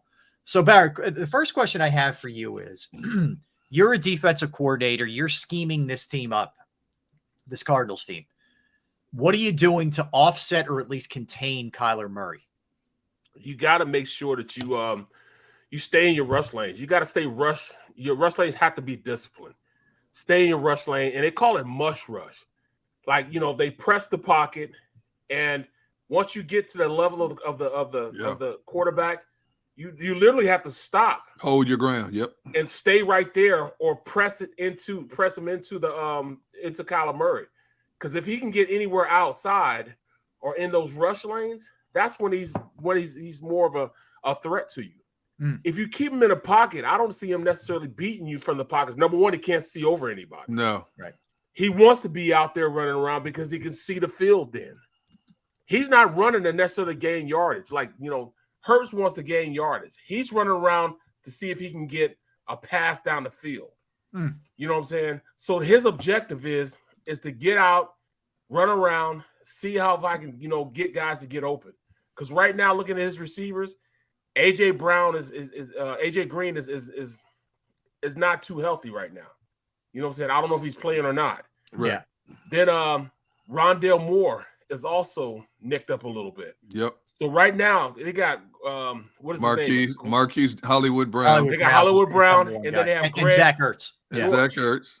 Yeah. And Greg Dortch is the receiver. So right now they only have really two and a half receivers. 2.5 receivers. And then you got then you have Zach Ertz. If you look at and I'm not comparing the two by any stretch of the imagination, but if you look at Drew Brees' career when he was with the Saints, he was a shorter quarterback. Now, he couldn't run like Murray, but if you notice, he always took much deeper drops than most quarterbacks, and he did most of his damage outside of the tackles. If his timing routes, when he dropped back 7 steps or more, if it wasn't right there, he would always float one way or the other to deliver his throws because he had difficulty seeing. Mm-hmm. But he was a master of that. Kudos to Pete Carmichael for identifying that, and he was a master of that. And that's what made. Now I'm not comparing Kyler Murray to Drew Brees by any way, shape, or form, but that's Kyler Murray is not as accurate on the move as a Drew Brees. Right.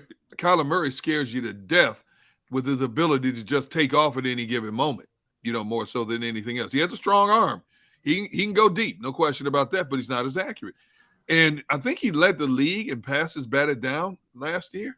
Yeah, and that's on the offensive brain trust for not identifying, well, maybe we need to devise deeper steps for him so he's able to see better, deliver better, but you also have the guys up in front who can hold the line until he plants his foot to do what he needs to do.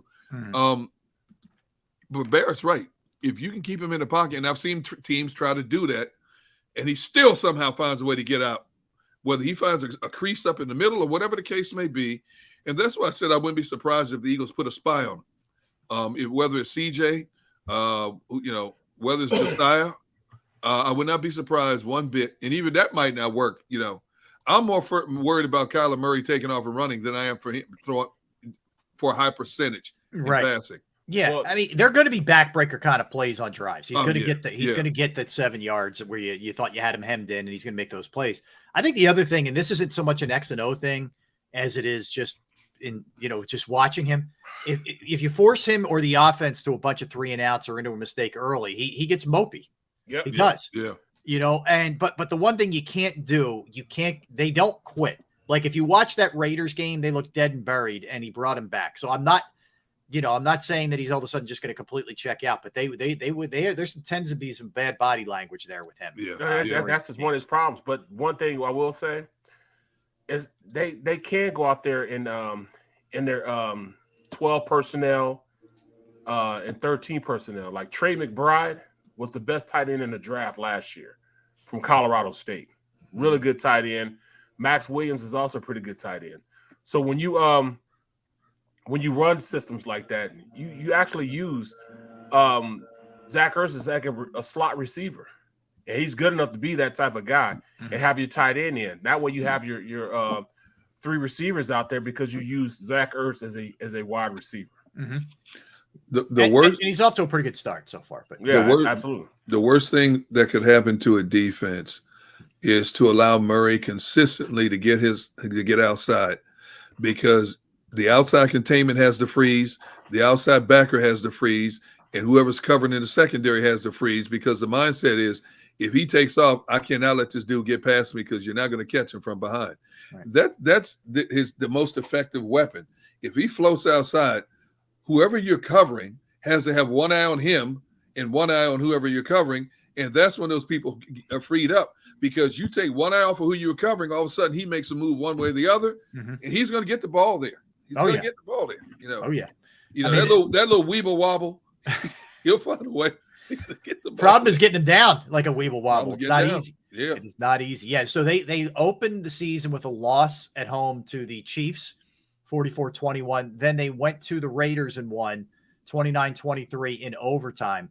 Then they lost to the Rams at home 20-12. Then they went to Carolina and won 26-16. Interesting. Out of the 4, they played 2 at home. They've lost both at home. Take it for what it's worth. Either they're desperate to win at home or they're bad at home. I don't know which. There's going to be a heavy Eagles contingency flying out there because it's one of the few nice weather trips that you can make this year. And I like that stadium also. It's a great stadium. It's a dome stadium, but it's a nice stadium. Big, spacious stadium, huge parking lot. It's a great weekend getaway. Just to get out there, see a football game, and enjoy some warm weather. Let's go to the flip side, Barrett. What are they going to try to do on the defensive side to slow down this Eagles offense?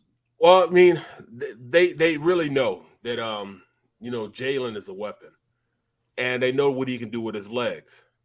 Their secondary isn't that good, so number one, they're going to have to try to blitz him on the outside, just to get some pressure on him. Yep. And they have a guy that can run with Jalen Steph, and that's Isaiah Simmons. From Clemson. He's like that hybrid guy, 6'4", 240 pounds, but he runs like a 4.3 40. He can do everything. He can cover, he can blitz, he can rush the passer. He's like their joker. He's that ace in the hole that they can have that really can run and be effective as a guy that's going to lock on to Hurts. So they'll probably use him as that spy to nullify Jalen Hurts and his ability to run. So they're going to try to make Jalen Hurts throw from the pocket. That's their biggest thing. I don't think they're a firm believer that he can do that. So they're going to try to do that. And when he starts lighting them up and heating them up, they're going to start blitzing them. I think that's the only way that you can really stop him, because at this point they don't have a lot as far as they don't have a pass rush. Yeah, the rest of the pass. I mean, you got J.J. Watt. But he might not play. You see, speaking of which, you see that they're talking about him getting some kind of surgery because he had this atrial fibrillation. AFib, yeah. AFib, yeah. He may not even play. They're That's talking about crazy. his season might be over. Yeah. That's It's, and he's got 2 sacks. He's still formidable, but they don't have much else. I mean, they have 4 total, and he's got 2 of them. 4 total, yeah. Yeah, And he may not be there on Sunday. Right. And then they have Zandon Collins. I remember you guys remember him. Oh yeah. He was a linebacker that he got in some trouble though, but he was a baller, man. He was like he was one of those versatility guys, could do everything, stand up linebacker, rush the pass, stuff like that. So I like his ability to do that. But they try to run a 4-down front, but they're actually a 3-down front. For real. They want to be a 30 front. They still have Buda Baker on the back end, and Buda, I think, is one of the better safeties in the game, but he can't cover all 3 positions. Right. I keep getting back to, like, I'm trying to convince myself that this will be a game, and I don't see much here with the Cardinals. I hate thinking that way. You know what I mean? Like, it's the second you do that, team's going to whip you.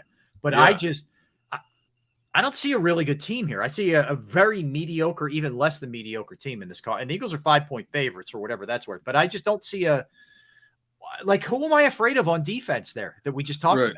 Right. Well, Marcus Golden can rush the passer too. He can. Okay.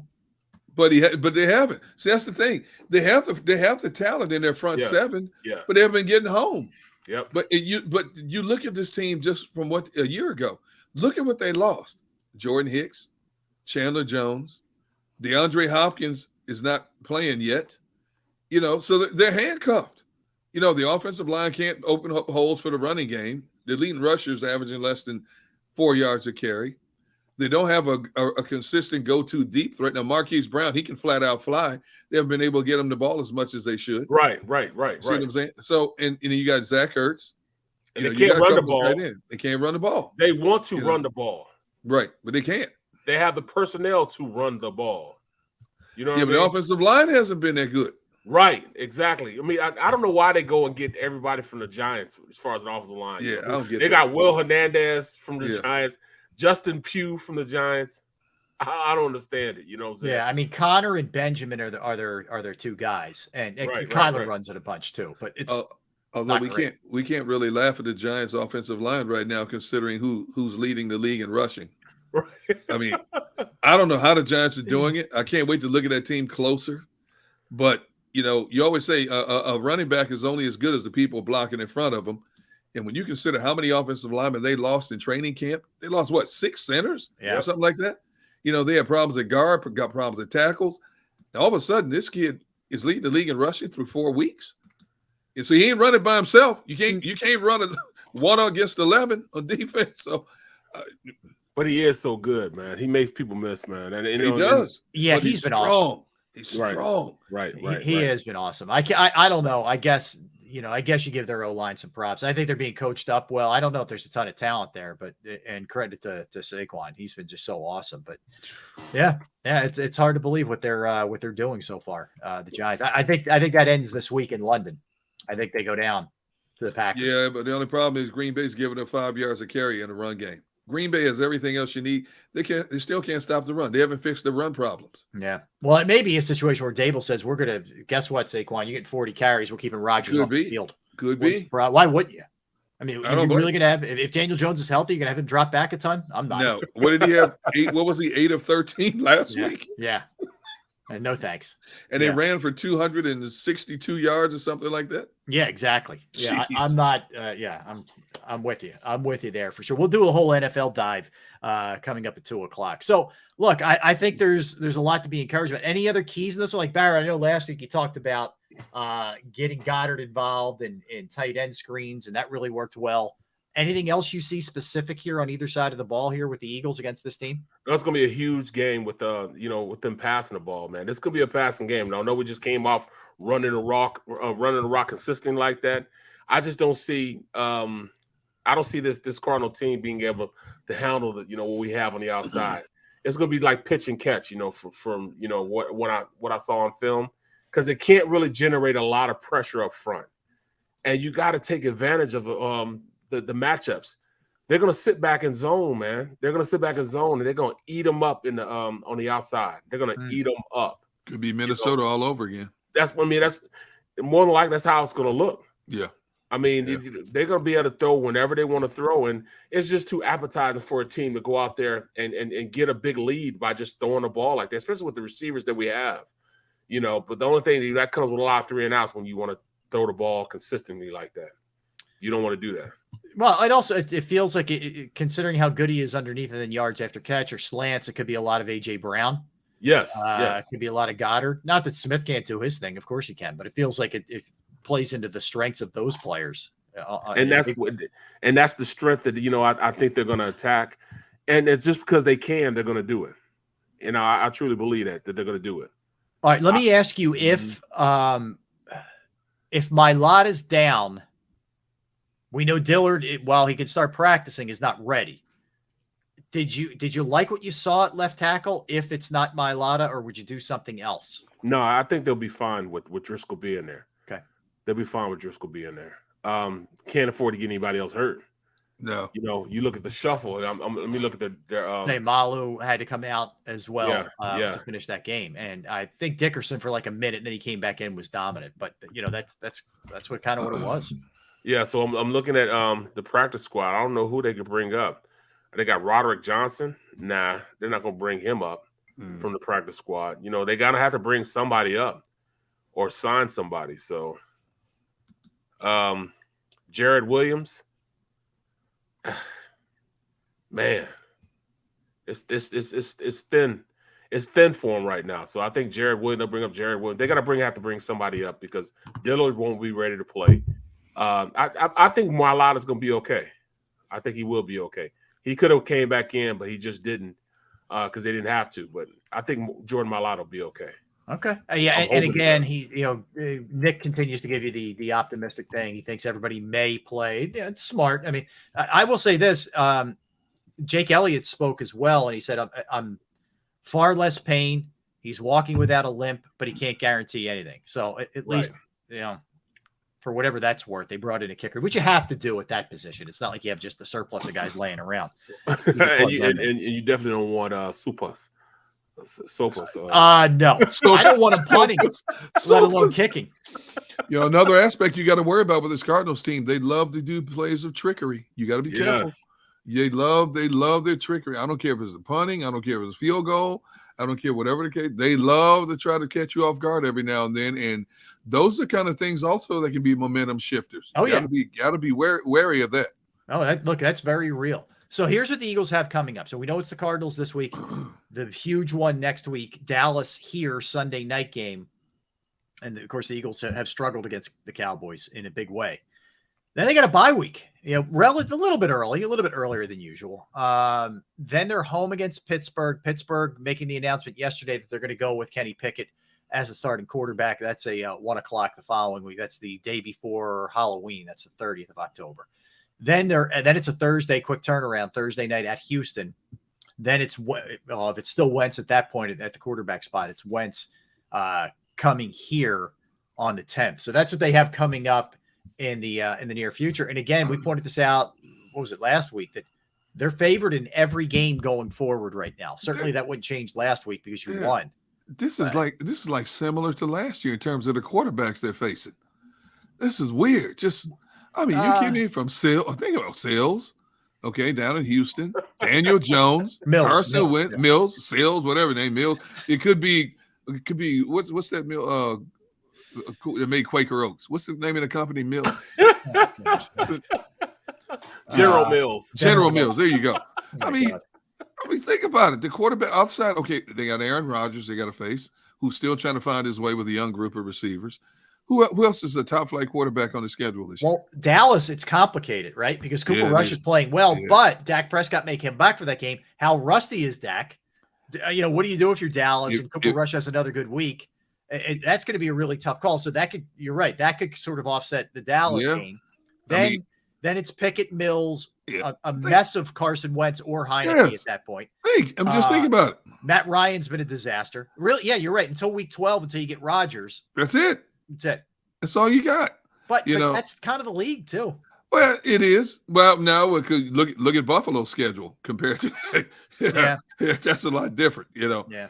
But you got to play who you got to play. No questions. If I'm Mike McCarthy And if Jerry Jones tries to press me to playing Dak next week, especially if Dallas beats the Rams this week, which I'm picking Dallas to beat the Rams this week. Yeah. Man, I'll punch Jerry Jones right in his 80-year-old face. Man, you better go sit your behind down somewhere. Let me run this until it's otherwise.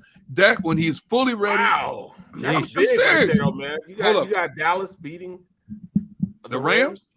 Hey, Dallas, guess who's right behind the Eagles with 15 quarterback sacks? Yeah, Dallas.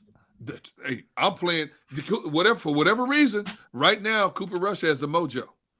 These boys are playing for Cooper Rush, right? Yeah. Yeah, they are. Okay. Yeah, they are. The defense is picking it up. And I just saw Javon Curse, who hadn't played, could have played last week for Dallas. He might be coming back this week. Now add him to that defense, because I think, and I said it earlier this week, I think Dallas front guy are the best get off the ball in the game right now in terms of just quickness off the ball. I think they're the best. Man, if you watch them play, they're so quick on the quarterback right now. I don't know what the heck they're doing. But they just have, good players and a good coordinator. Quinn's a good coordinator. Right. DeMarcus Lawrence gets off the rock, man. And you got guys that can, you got guys, that, like, what's his name? Osa. I'm not even going to try to say it. I'm even trying to pronounce that. But Michael Parsons said, hey, everybody follow me. And Armstrong, yeah. he can rush the passer also. Mm-hmm. And Curse hasn't even played. He hasn't been playing for him. I put him back in that mix. So I'm saying, for whatever reason, people want to hear Dallas is on a roll right now. For whatever the reason, this kid Cooper Rush gives them a spark. He did it last year in Minnesota. Everybody thought, man, Dallas is gonna get handled. I don't know why. That defense played a lights out game against Minnesota. Whenever this kid steps under center, for some reason they play better. Now they have Michael Gallup back on offense. Now you got Curse coming back on defense, and this kid's balling. If I'm okay, we don't know the severity. Anytime you have surgery on your hand, okay, it's bad. But he feels better gripping the ball now. Dak can start. I don't care. Right now, look, I know we're paying you a lot of money, but something's happening here. Something's working here. Why would you mess that up? I agree with you. Look, the easy answer is money. Money, straight up vengeance. Yeah. Which here's what my guess would be. They've already said, look, he's having trouble gripping the ball. We're not going to officially ruling him out, but it doesn't look good. He's not playing this week. He's not playing this week for sure. Yeah. If I'm them, I'm just trying to preach hey, we're trying to be overly cautious with you, Dak. We don't want you coming back and getting hurt right away. I'm trying to sell him on that. The problem is he's going to be pushing hard to get back for that Eagles game. I guarantee you. Not only that, but then you got the owner who does his radio show. He could be back sooner rather than later. Yep. That means he's having a hand in saying what McCarthy does and the trainers. Totally. He may override the trainers and the head coach. Yes.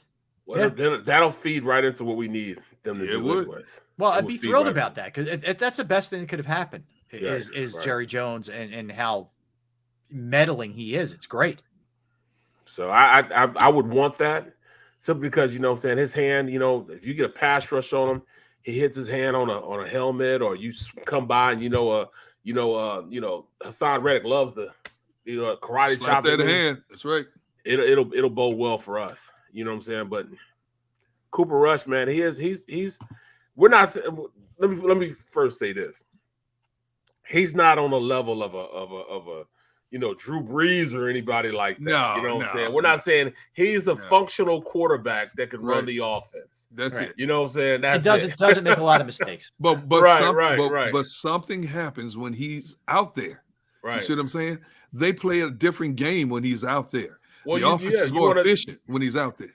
Because you want to make sure that that you put him in the best position you can put him in. Sometimes you play harder for the backup because that the backup has deficiencies that you're trying to keep from being highlighted. So you'll play a little harder just because this guy is not the quarterback that you have in there. That happens all the time. Yeah, happens all the time. No doubt. All right, let's step aside here. We will we'll continue with the NFL talk coming up. So a couple things that we're going to be hitting in the NFL segment here.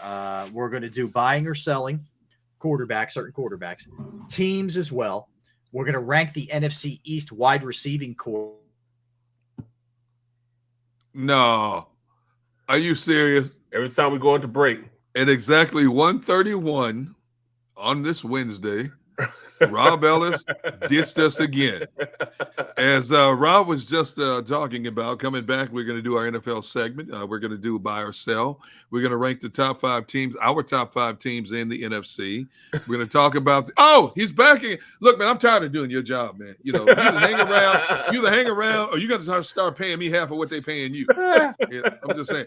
And you know what? To add to what you were saying, Rob, I have a couple other questions in the NFL segment pertaining to Aaron Rodgers, Denver / Seattle. Okay. And a very interesting comment Mike Tomlin made about a player. Okay. And an injury update for a key player. Okay. We'll give you all that. All right. All that and more. Don't go anywhere. Derek Gunn, Barrett Brooks, Rob Ellis. We are Sports Take, JAKIB Sports YouTube Network. Let's talk about Flynn Tree Services. Flynn Tree Services is an experienced, licensed, and insured Pennsylvania tree services company that will trim or remove any unwanted trees off of your property. They offer cost-effective solutions to any tree problem that you may face. So if you're not really sure, reach out. They may be able to just trim one back a little bit, or if you have to have it taken out completely, they will figure it out for you. All right. And they're just a quick phone call away. They are experts at trimming all types of trees, and they serve southeastern Pennsylvania, South Jersey, and northern Delaware. Flynn Tree Services specializes in tree removal, stump grinding, and tree pruning. Now, keep in mind, we are in the midst of the storm season here, hurricane season as well. It's a great time to have your trees evaluated before they come down with a gust of wind or some hard rain. Go to their Facebook or Instagram page for a sampling of their work. Give Flynn Tree Services a call right now, 610-850-2848, 610-850-2848, or you can visit them online at flynntreeservices.com. That's flynntreeservices.com. The greatest fans on earth. It's a bold statement, but would you expect anything less from Philadelphia? 58 years of heartache creates a toughness, a grit, a resolve not found in most. Sure, our prayers were answered, but now that we've had a taste, we're looking for more. Pondley Hockey, official partner of the Philadelphia Eagles. Action News at 11 with Rick Williams. It's the team you trust to bring it all together. The stories that impact your community. A sports roundup for the locals. And the AccuWeather forecast you depend on. Action News at 11 with Rick Williams. Go to get your game on. Go for the beers. Go for the cheers. Go for the hit and the hits. Go for the stakes and the stakes. Go to get your parlay on. Go to get your party on. Go for the scene. Go for the screens. Go for the gallery. Go for the win. Go to Ocean. Visit theoceanac.com to plan your visit. Since 1977 at Rafferty Subaru, we have always been about our customers and the community. Early on, a safe and durable option, we've evolved to become the best overall brand according to Kelley Blue Book. Over the last 14 years, we've donated thousands of dollars through the Subaru Share the Love event and found homes for hundreds of pets. The Rafferty family is proud of our 45 years in business. This month, celebrate our anniversary with special financing on select models. Visit us and see why.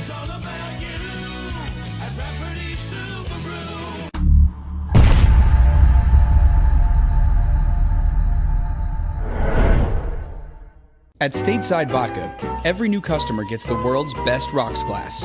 Free. What's that? A rocks glass? You're telling me that bottle is cut in half? You could say that.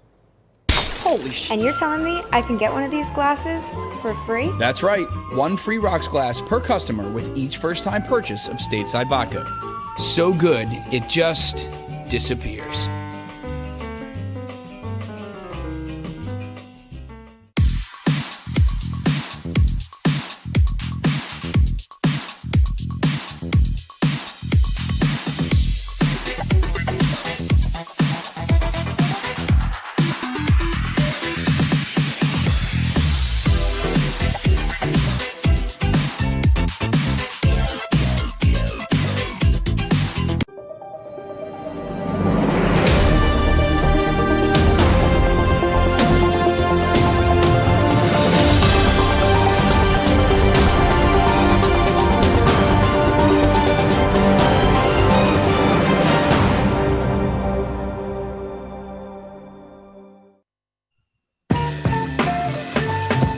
are back. Hanging out with you on What in the world going on here today?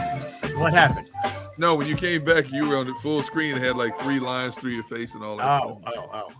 I don't know. It's one of those days, man. A lot of gremlins working. Hey, do you have your phone handy just in case your Wi-Fi freezes again? I do actually. Okay. I am. All right. I am fully prepared Okay. right here. That's for sure. Things go out. Welcome back, Sports Take. Derek, Barrett, Rob, hanging out with you on this Wednesday. All right. So we mentioned, if you're just tuning in a little bit earlier, that the Phillies will be playing their first playoff series since 2011. And the times have been announced for the series: Friday at 2:07 p.m.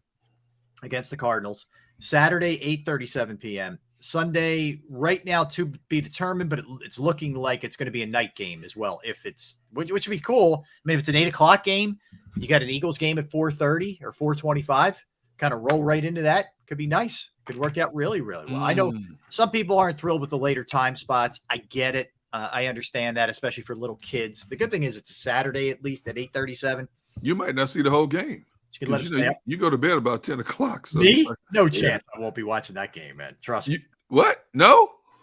There's no chance I'll miss that game. No chance. You sure? 100%. Yes. You be laying in bed with a cup? No.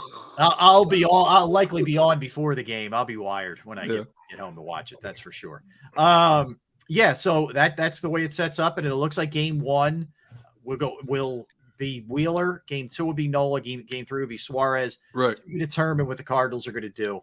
So Phillies are 4-3 against St. Louis this year. Yeah. And that's just why I wanted St. Louis the whole time. Some people, I want to take on the Mets and knock them off. No thanks. Yeah, okay. No. Foolishness. No.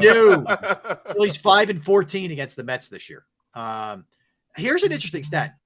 Paul Goldschmidt might be the NL MVP, but Goldschmidt and Nolan Arenado, who is just insanely good on offensively, defensively, 16 for 72, which is a 222 average, versus Wheeler and Nola with no home runs and 14 strikeouts. I'll take that. Wheeler against the Cardinals this year, 14 innings, no runs. He's only allowed 1 run in the last 22 innings. That's a 0.18 whip against St. Louis. Wow. I'll take that. Yep. Cardinals, their last 14 games are 6-8, and they've scored 2 or fewer runs in 9 of those games. They're really having a tough time offensively right now. Now, admittedly, you lose a little bit of your steam and your heat when you have things locked up. That's true. Wait, did he freeze again? Yeah, I think so. Man. You know what? I don't think so, man. I think this is gonna be a series where, I mean, I like our chances against St. Louis. I really do like our chances against St. Louis, just because we're starting to warm up when we need to warm up. I agree. Well, not only that, but as Rob mentioned, the Phillies are 4-3 against St. Louis. If you look statistically across the board, and I'm talking batting as well as pitching, the two sides are very comparable. The numbers that Rob just gave in terms of Nola and Wheeler against St. Louis this season, that's a great, as hot as St. Louis was hitting, if you got pitching that can find a way to neutralize them, I like those chances, especially in a short series. Right. My concern is which Phillies offense is going to show up, because they've been so hot and cold over the last month. That worries me more than anything else. And, of course, who's coming out of the bullpen for the Phillies as well. If Eflin's coming out early, I'm fine. If Alvarado's coming out early, I'm fine. But if you're talking about Robertson and Sir Anthony, especially at strategic points of the game, especially after watching Sir Anthony last night walk in and get roped again, I'm a little nervous if I'm the Phillies. I am also, because I thought Sir was going to be our designated closer for the rest of the season. Right. He started out that way, then he got hurt. It's real iffy, man. The lineup's real iffy when you go into just strategically putting guys in, especially to close in our games. Man, we just don't have a lot of confidence in them right now. So that's why I don't like talking about the bullpen and who the closer is. The way they're using Eflin, great job by them using them that way. So I just need to continue what we saw 2 games ago. I need Kyle Schwarber to step up, Reese Hoskins to step up, so we don't have to worry about that. Score as many runs as we can, man, because this is going to be this. I mean, this is where this team started out the year to being. They were supposed to be a team that could go out there and hit. Maybe we get a little production out of Nick, Castellanos, but I really think we're just going to have to outscore the Cardinals. Well, yeah, but pitching has to come into play somewhere.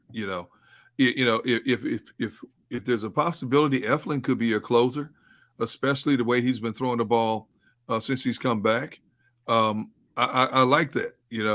If Eflin is your first guy out of the bullpen, I like that also. And Alvarado could be your closer. The way Alvarado's been throwing the ball. Right. I think that's more so what it's going to be right there. Yeah, I think there's the other scenarios. What if St. Louis is hitting, and you got to go deep into your bullpen? What about the possibility if all of a sudden Nola and Wheeler don't live up to the stats that Rob just mentioned a few minutes ago? Now you've got to go a little bit deeper into your bullpen. That's where it gets a little bit tricky for me because it's a hit or miss. These pitchers coming out of Phillies bullpen have been hit, other than Alvarado and Eflin, have been hit or miss. There's not been that consistency that you're hoping for, especially from a playoff team. And other teams are going to have to worry about that as well. But when I look at teams like the Dodgers and Houston, whoever's coming out of that pen, 8 times out of 10, they're in good hands. Well, so how would you do it then? Like, Wheeler goes, Eflin goes.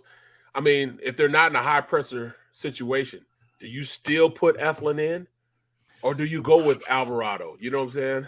I mean, that's where this is where the skipper's gonna have to make his money, man. Because if they're not in a position where they need him right then and there. Yeah. Now, like, what if they're up 2 runs or 1 run? Okay, going into the 6th, 7th.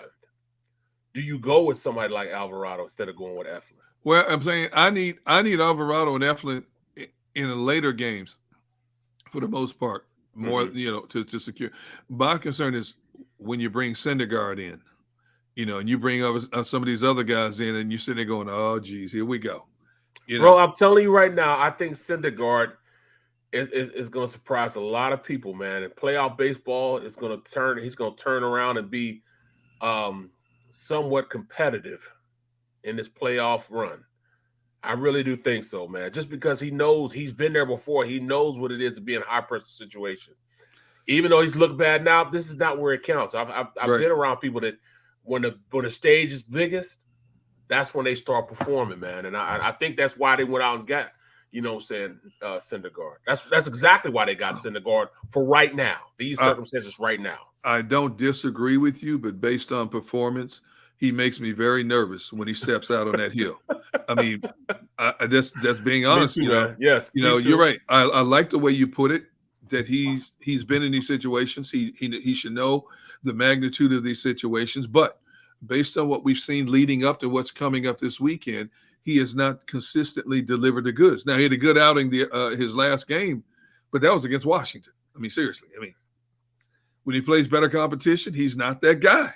Well, Jim G is right. He isn't fully all the way back from elbow surgery.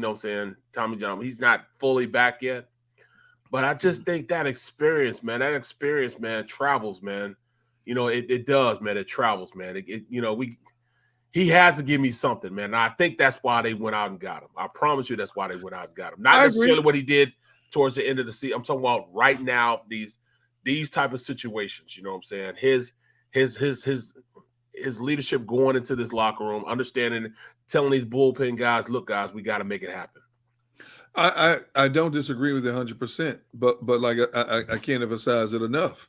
I'm not going to go so far as to say he's toast, but I'm just saying when I've needed to see him in bigger moments, they haven't been there. Like I said, he came out of it and pitched against Washington well over the weekend, but that's Washington. You got a bunch of AAA players playing down in Washington. Yeah, but I just and then what do you do with Kyle Gibson? Yeah, that's another one. That's You want to see Gibson? Gibson is the one who got rocked by Washington on Saturday. And think about that. He got rocked. So Gibson and Syndergaard are huge question marks in terms of when, where, how, and why you use them. If you can go from Wheeler and Nola to Alvarado and Eflin, I'm all right with that. Yes, but that's not going to happen. That's not going to consistently happen because if you have to use them on the back end, well, they pitched X amount of. It drives me nuts. They pitched X amount of innings, so you have to give them a day off. No, you don't. This is playoff baseball. And this is when you have to strategically use that roster. You got to get that roster going, man. And dude, and Bryce Harper. If there's ever time they need Bryce Harper to come out of his funk, it's now. Yes, because Bryce Harper has. I mean, and you heard me give the stat yesterday when we had Tom McCarthy on. He's 3 for 19 in his last 5 games. 3 for 19. He hasn't been the same hitter since before the surgery. Since he's come back, and I don't know if it's the way he's gripping it back, if he still feels it every time there's bat to ball contact. I don't know if that's affecting him. I don't know if he's thinking too much of the place. When quality hitters start going into tailspins, it comes down to is my arms in the right? They start thinking too much. Right. Is it arm placement? Is it foot placement? Right. So who knows what Bryce Harper is thinking right now? I'm not swinging hard enough. I'm not swinging hard. Yeah. Am I over swinging? Right. Do I need to cut back on my swing? Am I swinging for the fence too much instead of trying to be that contact hitter and putting the ball into play and all from foul line to foul line? To help the team out. There's a lot of things going to play. When you're big money, when you're a $300 million ball player who's hired to hit with expectations and power, and you haven't played in the outfield that starts wearing on you. And we don't know how much the elbow was really affecting his swing either. Right. I mean, you think about this. He had some time off the rehab. He had 2 months off the rehab, but we don't know to what degree that's affecting his in terms of arm extension and getting the drive on the ball that he wants, or if he's feeling the pain once he extends, does he feel the pain? Does that mess with that fraction of a second mindset when you can feel that little twinge in there? You know what I mean? So, there's a lot. But one thing, all he needs is one time. That's it. He can get it just like that. That's it. That's it. Just like that. I no question all about it. All you need is one thing. One time you'll be okay. And I got to think my glass is half full, man. I got to keep thinking because they're in the playoffs now. Everybody has the same record. So let's go. Yeah, I think St. Louis is the perfect matchup for them to open the playoffs. We kept saying throughout the season, man, if the Phillies got to the playoffs, considering how long it's been since they've been to the playoffs, 2011, you don't want to see them make a quick exit. And when you look at the possible matchups they could have faced, whether it was Atlanta, the Mets, or whatever the case may be, I'd like them opening with St. Louis because they're even keel. They've won the season series against St. Louis. So, and St. Louis pitching staff pitched well, pitched better. The hitting really came around. I mean, they were like 5, 6, 7 games behind the Brewers. All of a sudden, the Brewers went in the tailspin, and St. Louis got red hot, pitching and hitting. It's tailed off a little bit for the last couple of weeks of the season. Was it due to so we? Yeah. They said the same thing about us. So we. You know what I'm saying? We didn't necessarily win into the playoffs. Yeah. I think the Brewers lost their way out of the playoffs. I agree. Some of the games the Brewers lost to Arizona and Miami, nobody could have anticipated that, but the Brewers pitching staff betrayed them. The hitting betrayed them. So you're right. That's a very good way of putting it. It was more so the Brewers because when the Phillies lost that game to Washington over the weekend, if the Brewers had won, they'd have been dead even. Yep. And then Brewers turn around and lose. So put them right back in the driver's seat. And while we're on the subject of the Phillies and especially that game last night, let's take a moment to talk about the guy who's pitching against the Phillies last night, Justin Verlander. Okay, 39 years old, had missed almost 2 seasons because of Tommy John surgery. Now, granted, the Phillies were playing basically the backups last night. You had Bryce Harper in there, but they didn't play their frontline players. This team almost got no hit by now. Now, Verlander only pitched 5 innings, but in those 5 innings, he had 10 strikeouts. Okay. He won his 18th game. He is the odds-on favorite to win the Cy Young again this year. He's already won 3 Cy Youngs. He's already had he's won 2 Cy Youngs. He's already had 3 no-hitters in his career, almost with the help of other people last night, almost pulled off another no-hitter against his Phillies team. Justin Verlander, 39 years old. Dude, this is like Nolan Ryan type stuff, what he's doing right now. Exactly. That's why I have so much wishful thinking. So much wishful thinking in center guard. So much wishful thinking in center guard because of that. You know what I'm saying? Come on, man. Come on, man. It's time. It's time to make it happen. Let's go. I like your positivity. I'm not quite there with you on the positivity, but I like your positivity. But look, man, another positive. You know, I want to talk about what we do best, and we haven't done, but we just started to get it going again, and that's Kyle Schwarber. Yeah, you know what I'm saying? Let's get it going. Yeah, yeah. He started it off. That's why he started it off. So he's gonna start it off this time. Let's go. You know, start the series off right. We don't know which Hoskins we're gonna get. You know, Hoskins gets on these roles, and then all of a sudden he's a no-show. You know, the back end of this lineup has really helped carry this team. You're going to need every bit of the back end of this lineup, from Segura to Stott to Verlander. I mean, to Verling, Bohm, all these guys. You're going to need all these guys to step up their game. Real Muto is the same. It's another guy.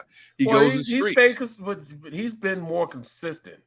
He's been one of our most consistent guys, you know, throughout this rough streak. Though he stayed pretty much consistent. You know, so I mean, I just need Castellanos. You know, you know, if he my guy Castellanos, if he can come out as tree, man, and make some things happen, man. You know, this will be a very, very competitive series. You know what I'm saying? 2 and out, baby. Let's go. 2 and out. We need 2 and out. So let's go. Let's get it. You know, for people asking in the chat room, Rob once again is having technical difficulties. Unfortunately for Rob, I'm sure right now his face is as red as the banners on his wall, trying to figure out what exactly is going on with his Wi-Fi and stuff. So Rob did not abandon us. No, he did not get tired of trying to keep Barrett and I in line. It is a technical issue with Mr. Ellis, and hopefully he can rejoin us in a few moments from now. But you know, bro, you know what? I gotta.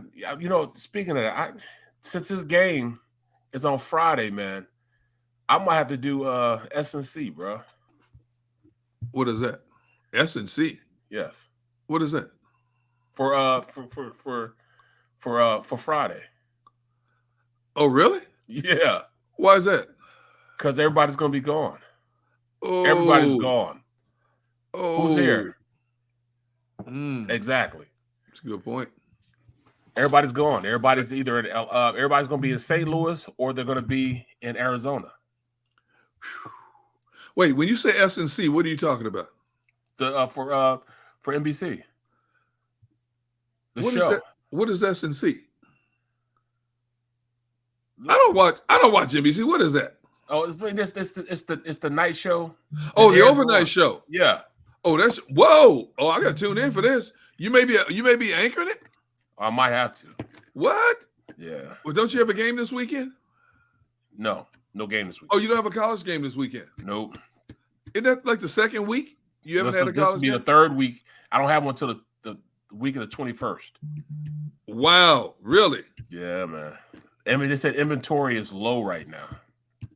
What is inventory is low? What does that mean?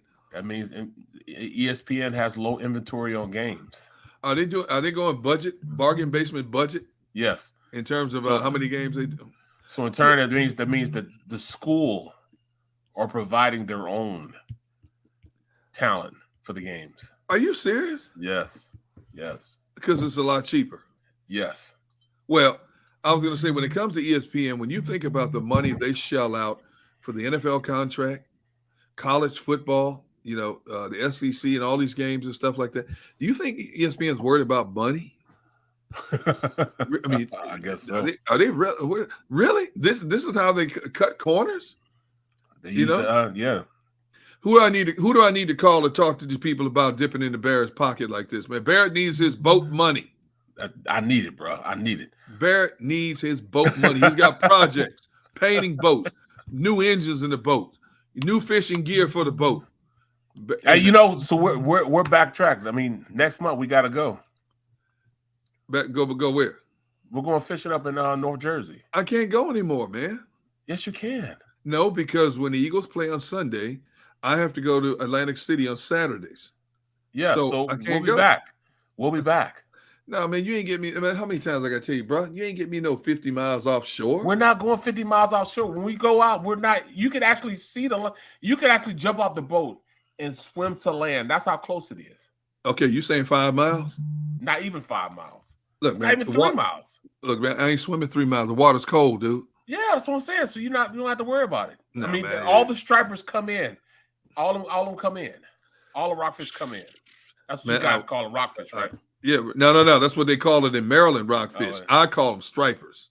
I'm not with this rockfish stuff. Right. Okay. Yeah. I'm like, who came? I understand they hover around rocks. I get that. To me, they will always be stripers. Me too. Okay? I ain't calling no rockfish, man.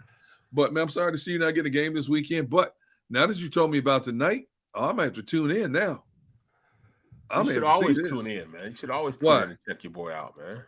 I do, but a lot of times I have to tape it. Because I'm always doing something. I'm babysitting a grandkid or something. The honey-do list. I can't just sit in front of the TV like I used to, Bear. Those days are over for D-Gun.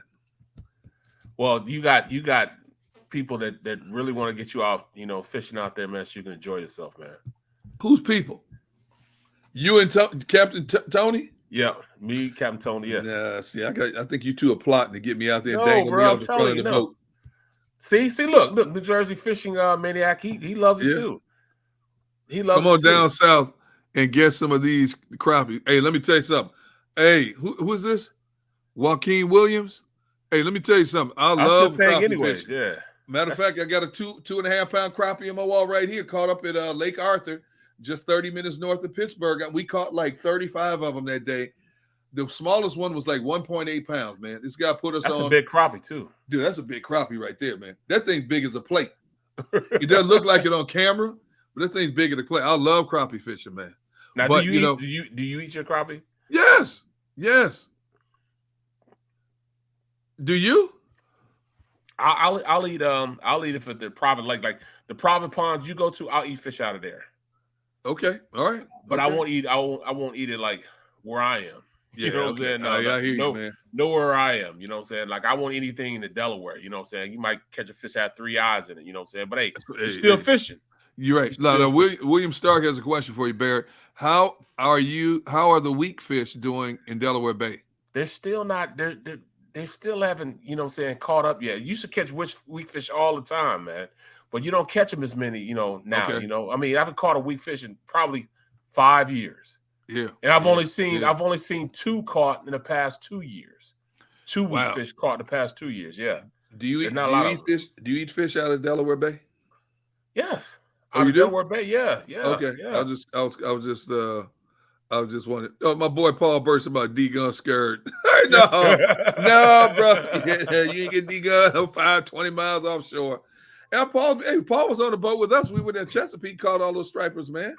Yep. Paul's been out there with us, man, catching stripers. But okay, we're gonna step aside for just a moment. Hopefully Rob Ellis will be back with us when we come back with or without Rob. We're going to take a spin around the NFL, as Rob talked about a few moments ago. We're going to talk about the best receiving duos and tandems in the NFC. I think hands down, we already know about that. We're going to rank the top 5 NFC teams. And Mr. Brooks, I have some questions for you. No. You're not allowed to come back right now. I was in the middle of sending it to break. You can't come back. All right. So I'm glad you're back, though, to be honest with you. But as I said, we're going to do the NFL segment. Yep. Rob, we're going to talk about the best receiving core in the NFC. We're going to break down the top 5 teams in the NFC as well. I have some pertinent questions for you, Mr. Ellis, and you, Mr. Brooks, pertaining to Aaron Rodgers and the Denver/Seattle trade. Okay. And NFL head coach paid a great tribute to a defensive pass rusher, but it's a colorful one. I should say colorful one. It's one that makes you chuckle. So all that and more, we still have open talk coming up as well. Birthdays and then some. That man who finally returned after about a 20-minute hiatus is Rob Ellis.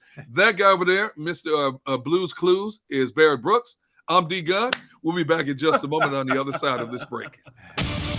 The greatest fans on earth. It's a bold statement, but would you expect anything less from Philadelphia?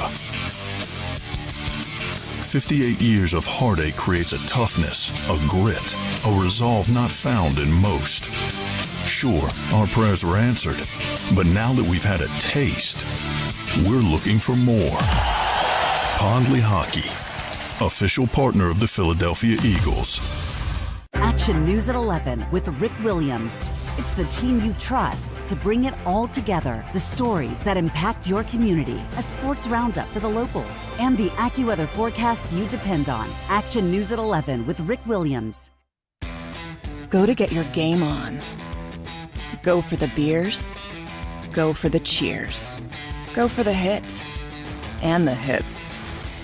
Go for the stakes and the stakes. Go to get your parlay on. Go to get your party on. Go for the scene. Go for the screens. Go for the gallery.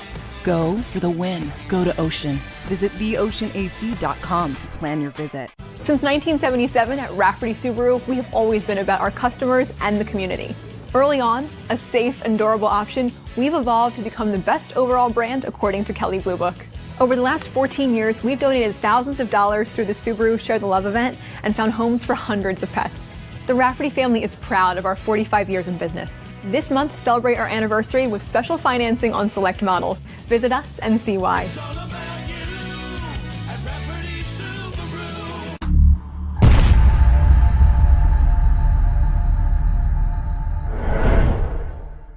At Stateside Vodka, every new customer gets the world's best rocks glass. Free. What's that? A rocks glass? You're telling me that bottle is cut in half? You could say that. Holy shit. And you're telling me I can get one of these glasses for free? That's right. One free rocks glass per customer with each first-time purchase of Stateside Vodka. So good, it just disappears.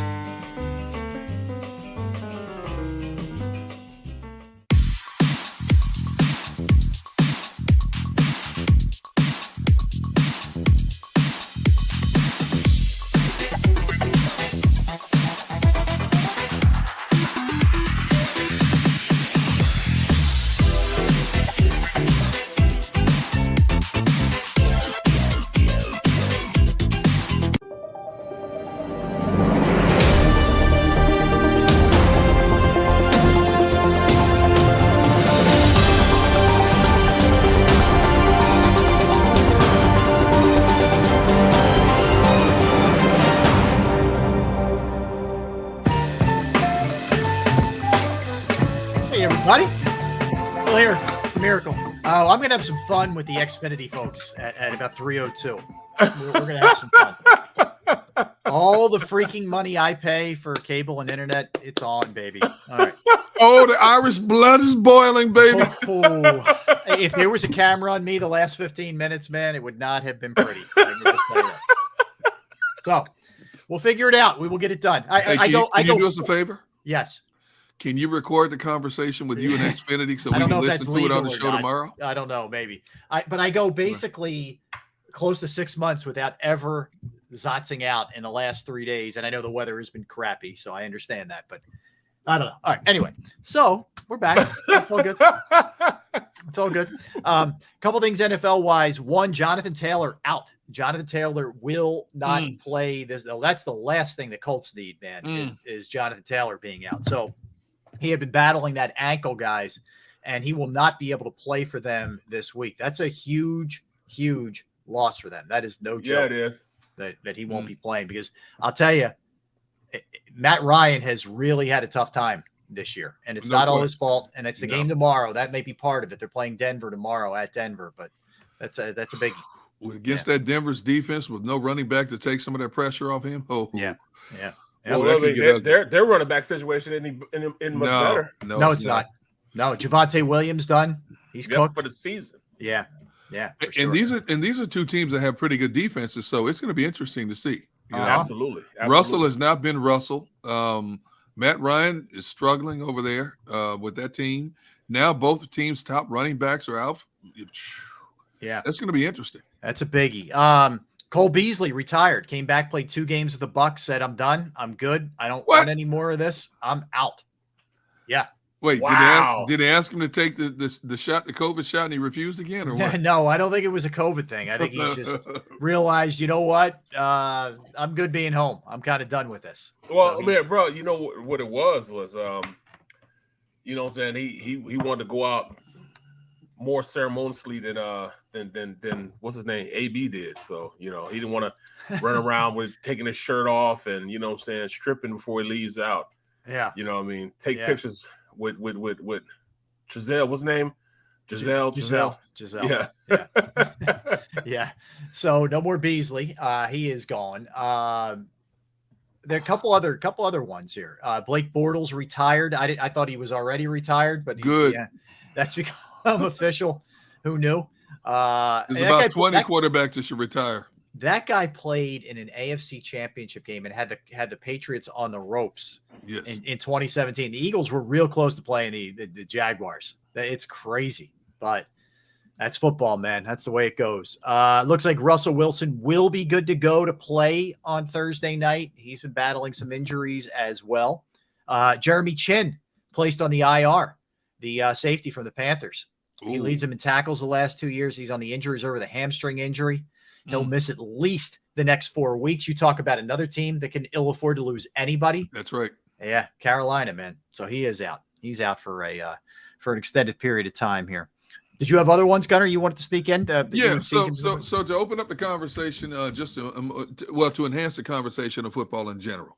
First of all, I want to talk about Aaron Rodgers. Okay. Now, Aaron Rodgers, get this, has thrown fewer than 10 picks in a season for 12 consecutive years. Think about that. You're muted, Barrett. He's thrown fewer than 10 picks for 12 consecutive seasons, has not thrown more than 5 in a season since 2017. Right now, because he's got the Kitty Brigade, he's got 3 in 4 games. He's on pace to throw 12 this year. My question to you two gentlemen is, will Aaron Rodgers hit double digits in picks this season? Yes, I'll say that. Because he has young guys. They got to go through the bumps and bruises. You know, Adams didn't come out just being a baller. Adams, it took a while for him to go out and be that productive guy that you saw the past couple of years. You know what I'm saying? So yeah, he's gonna go through it, man. You know what I'm saying? He's gonna go through it. So when I look at his production, yes, it's gonna be down. It's going to be down because he doesn't have, the firepower that he used to have. Ever since he's lost, all those guys he lost, Randall, remember he had Randall Cobb. Yeah. He had my boy from Kansas State. He had a younger Devontae Adams. Devontae Adams. He had Nelson. Oh, Jordy Nelson. Jordy Nelson. He could, he had a squad then. He don't have that anymore. So, of course he's going to go through the bumps and bruises of not having that top tier talent, man. So the running game has bailed him out in a lot of ways. Yeah, in a lot of ways. I think Aaron would throw the ball away before he would throw a pick. Yeah. If you look at the pick 6 he threw against the Patriots on Sunday, the receiver went one way, and I guess he was supposed to go another way, and all of a sudden the DB standing there with clear sailing to the goal line, and he was hot, man. He was hot as fish grease. Yeah, he was hot as fish grease, bro. Yeah, man, he just shook his head, man. But that's part of the growing pains. But see, I fault the organization for that. Yes, for not getting them better receivers. It's not like other teams did. When they had their draft class come out a couple of years ago, that was considered the best draft class of wide receivers in the history of the game. Green Bay took none, not one, not first round, not second round. They said basically, well, the receivers we had targeted in the first round were gone. Yeah, but wait a minute. This was a deep pool of receivers. You couldn't get second-tier receivers. All those guys weren't first-round picks that are producing in the NFL. Green Bay's never put a lot of stock into getting top-notch wide receivers when it comes to the draft. Well, that's because you have a top-notch quarterback. He makes ordinary guys look like they're top-notch. Right. So that's you're banking on him being that guy. You know what I'm saying? And that's why he's got to nurture these guys, you know what I'm saying? Go through it, Christian Watson. 3 guys are playing a lot for him. Christian Watson, Romeo Dobbs, yeah, Samori Tour. Yeah. So he was a 7th round pick. Right, exactly. But he's got to play now. And you can say one thing Green Bay has always done is they have found these receivers 3rd, 4th, 5th, 6th rounds and turned them into Pro Bowlers. They've done that, but it's the growing pain. But it's good to go. Randall Cobb, when he went to Kentucky, wasn't he a 2nd round pick? I thought he was like 3rd or something like that. 2nd or 3rd, one of the two. Yeah. You're right. So they find these guys. Well, when you've only had 2 quarterbacks since 1993, and one's in the Hall of Fame and one's going to be in the Hall of Fame. You imagine just having 2 quarterbacks, in a span of 20-something years? That is crazy. Man. Yes. You look at teams like Cleveland, they've had 29, 30 different quarterbacks since 1999, starting quarterbacks, okay? Exactly. Here's a team that, but then again, they've only been to 3 Super Bowls in that time frame. They've won 2 of them, Right. But the other question I wanted to ask you, Mr. Brooks, and hopefully Mr. Ellis will jump on sooner rather than later, is when it comes to the deal that Denver and Seattle made in exchange for Russell Wilson, Seattle got Noah Fant, a tight end. Good tight end. Defensive lineman Shelby Harris. They threw in Drew Lock, and they got a 5th round pick. Plus, they got 2 first-round picks, 2 second-round picks for this year, next year. And they got a 5th round pick, and all they had to give up was Russell Wilson and a 4th round pick. Did Denver, and then you look at where Seattle is right now, everybody thought, man, they're done. Geno Smith has been holding up his own up there. He has been balling, yeah. He's been balling. Not holding his own, he's been balling. He's been about that last game he came out balling. Yep. They put up 48 points. Did Denver get fleeced in this deal? Yes. Why? Because they knew Russell wasn't playing to the level that we were used to seeing him play at. He didn't have it like he used to have it. And they saw it. Even with he was hurt last year, but even when he wasn't hurt, he didn't put up huge numbers. And I think they saw the writing on the wall before it happened. He just didn't do it. Just like I think that the Eagles fleeced the Colts. Yeah. You know what I'm saying? Yeah. And all as they did, they knew that Carson wasn't the same Carson. They knew Carson was on his way down. They knew he wasn't playing at a high level anymore. He couldn't play at a high level anymore. So that's why they got rid of him. They got rid of him at the most optimal time you can. So I think they fleeced the Colts, and the Colts keep getting fleeced. They've got to go out and just draft somebody like they did Andrew Luck, man. Ever since Luck left, man, they just trying to, patchwork the quarterback position. You just can't do that. Right. You know what I'm saying? Since Luck left, man, who have they had there? It's been musical chairs. You got to draft a guy, man. That's basically how you do it. You've got to draft a guy to come in to lead your team, man. Well, I can see what they were doing. The Colts were trying to do. They felt they had the nucleus everywhere else except quarterback. And they do. Yep. A running game and a great defense. Offensive line, pretty good offensive line, defense. They felt Carson Wentz would be that X factor in terms of getting them over the hump. That turned out to be a one and done. Matt Ryan is like 15 years into the league, and he's a smart quarterback. But is he the answer? And obviously, it's not working out for him right now with the Colts. But you're right; they need to just man up and draft their future quarterback now. Yep. To get an Andrew Luck, you got to draft high in the draft to get that particular quarterback, which I don't think they will be able to next year. But somewhere you're going to have to take a chance, and you may have to draft, you may have to bring in another veteran somewhere, but you got to draft a young guy and try to groom him along to see if you can turn him into a Cooper Rush, initially. That's why I'm looking forward to seeing what this Kenny Pickett can do. Now, obviously, he got thrust into the battle. We knew that, though. We knew that was coming. Yeah, and he's going to go through his growing pains. Yep. But do you think the head coach can weather that storm? Mike Tomlin? Yeah, I think Mike Tomlin has carte blanche in that city. I think the only way Mike Tomlin leaves that team would have to go 2-15 or 6-11 before Mike Tomlin would even be considered being fired in that organization. They don't change coaches, Barrett. I was there 10 years. They don't. I mean, Chuck Noll left on his own. Bill Cowher left on his own. Yep. You know, Yep. Mike Tomlin's been there 15 years and counting. And oh, by the way, again, you can't emphasize enough, he has never had a losing season.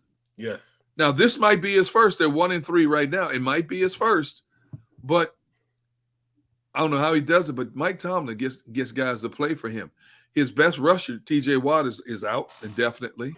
And they're 0-6. They're 0-8 now. 0-8 when he doesn't play. When he doesn't play, okay. We don't know how long he's going to be out, so he's out. You don't have a future Hall of Fame quarterback anymore. So this will be Mike Tomlin's biggest test to date. Yes. In terms of trying to keep this team above water. I don't know if he can do it with this current group because their offensive line is not that good. Right. Their defensive line is not what I'm used to seeing from the Pittsburgh Steelers. Absolutely. You know, and now without T.J. Watt, their linebacking core, I mean, they still are decent, but the linebacking core isn't the same. You know, so this is going to be Tomlin's biggest test in terms of trying to turn that team around this year. This is an off year for me because my son, you know what I'm saying, he said he's bet like all his friends $50, you know, that the Eagles the Eagles will lose to the Steelers. He's a Steelers fan, man. You know, he grew up in the Steelers locker room, so you know he's a Steelers fan.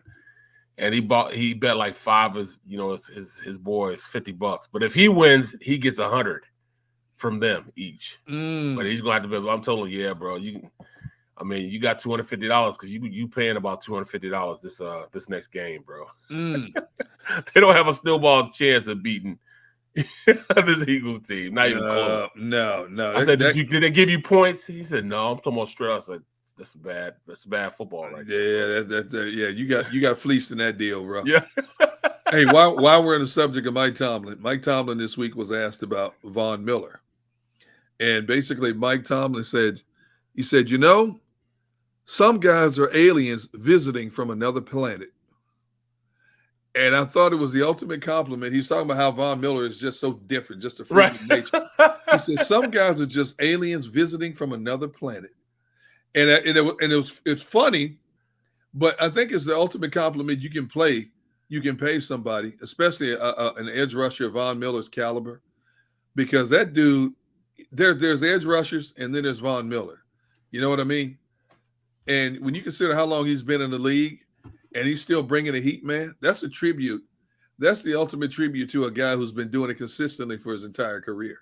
And boy, his country is a box of cornflakes. Is it? Wear cowboy hats, cowboy boots.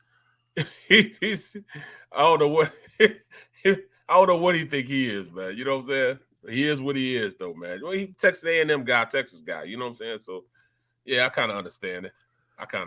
Yeah, but you know, we know football players are a different breed. I know you played with a number of guys where it makes you stand up and go, Right. You wonder if he was all there.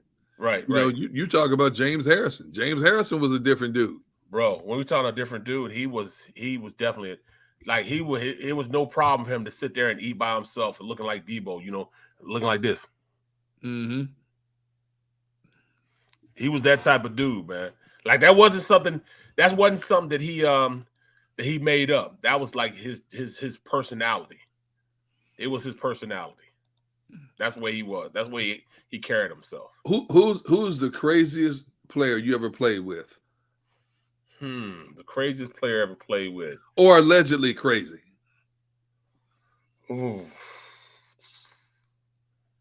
Man, I mean, I really didn't play with a lot of crazy people. Yeah. You know what? I'd have to think about that because I really didn't play with guys that were just nuts. You know, you would say were just nuts. I mean, I played with a guy. You know, I mean, I played with the most common guy I ever played with that just, you know, was just like, you know, all right, one flew over cuckoo's nest. It's probably his name best described. His name was Tony Simple. One flew over the cuckoo's nest. Yeah, his name was Tony Simple, and he was just simple. I played him in Detroit. His last name was Simple, and he was definitely the simplest guy I ever played with, bro. Tony Simple. Why? Just a simple dude, man. Like, you know, some of the stuff he asked, I'm like, did you really just ask that? You know, I'm looking like, huh? And we had this guy, Mike Compton would always, Mike Compton would always be on his back, man. You know what I'm saying? He couldn't do anything right because Compton would be on his back saying something crazy to him. And, he said, you're so dumb, you couldn't spell dumb, could you, Simple? And Simple just look at him like with a crazy look. I'm like, dude, you don't let him talk to you like that, man. Oh, I'm not worried about him. I'm I'm like, dude, I'm worried about him. I'm worried about you. Please help me help you. You know what I'm saying? Because he was just a simple dude, man. He was his name, Simple Dude. Man. All right. So let's take a spin around. We promised people we were going to give our top 5 NFC rankings. Yeah, we tried to give Rob a chance to get back, but he's Rob out there in the witness protection program somewhere. I don't know how or when he's coming back. We assume he may be back, but as far as we know, Rob might be on the phone with Xfinity right now, because you can tell his blood was boiling, and he said at 3:02 he was going to have a choice conversation with Xfinity. A lot of four-letter words money that he's paying. I'd hate to have Rob come back on thinking he's not on camera, and all of a sudden he's chewing out Xfinity, and we're all listening in. That would be worth the price of gold itself. Right. Well, Mr. Brooks, I'm going to let you go first in terms of ranking your top 5 in the NFC. Well, top 5. What are you talking about? Top 5 teams in the NFC. Top 5 teams. Oh, okay, yeah. Okay. I thought we were going. Let's go wide receivers first. Let's go with the wide receiver cores. Why? Because you don't have your top 5 teams prepared? Is that what you're telling me? No, because I think we were going with wide receivers first. We talked about the wide receivers first. Okay, all right. So, is there any argument who has the best? I mean, we're not even counting the Giants. Well, see, that's why I wanted to go with. That's why I wanted to go with this. Because I think there is something to say. If they had a quarterback. Okay. If they had a quarterback like Jalen, or like Dak, how good could these guys be? And you look at.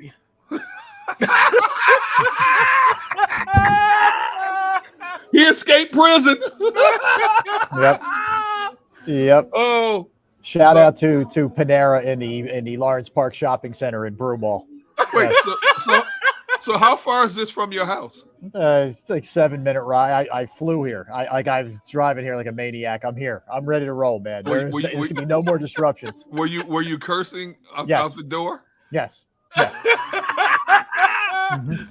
Yes, He just pops up in a glass window behind a brick wall. I'm telling you right now, man. I'm fit to be tied, man. Rob, do you need help? Blink twice if you need assistance of any kind right now, Rob.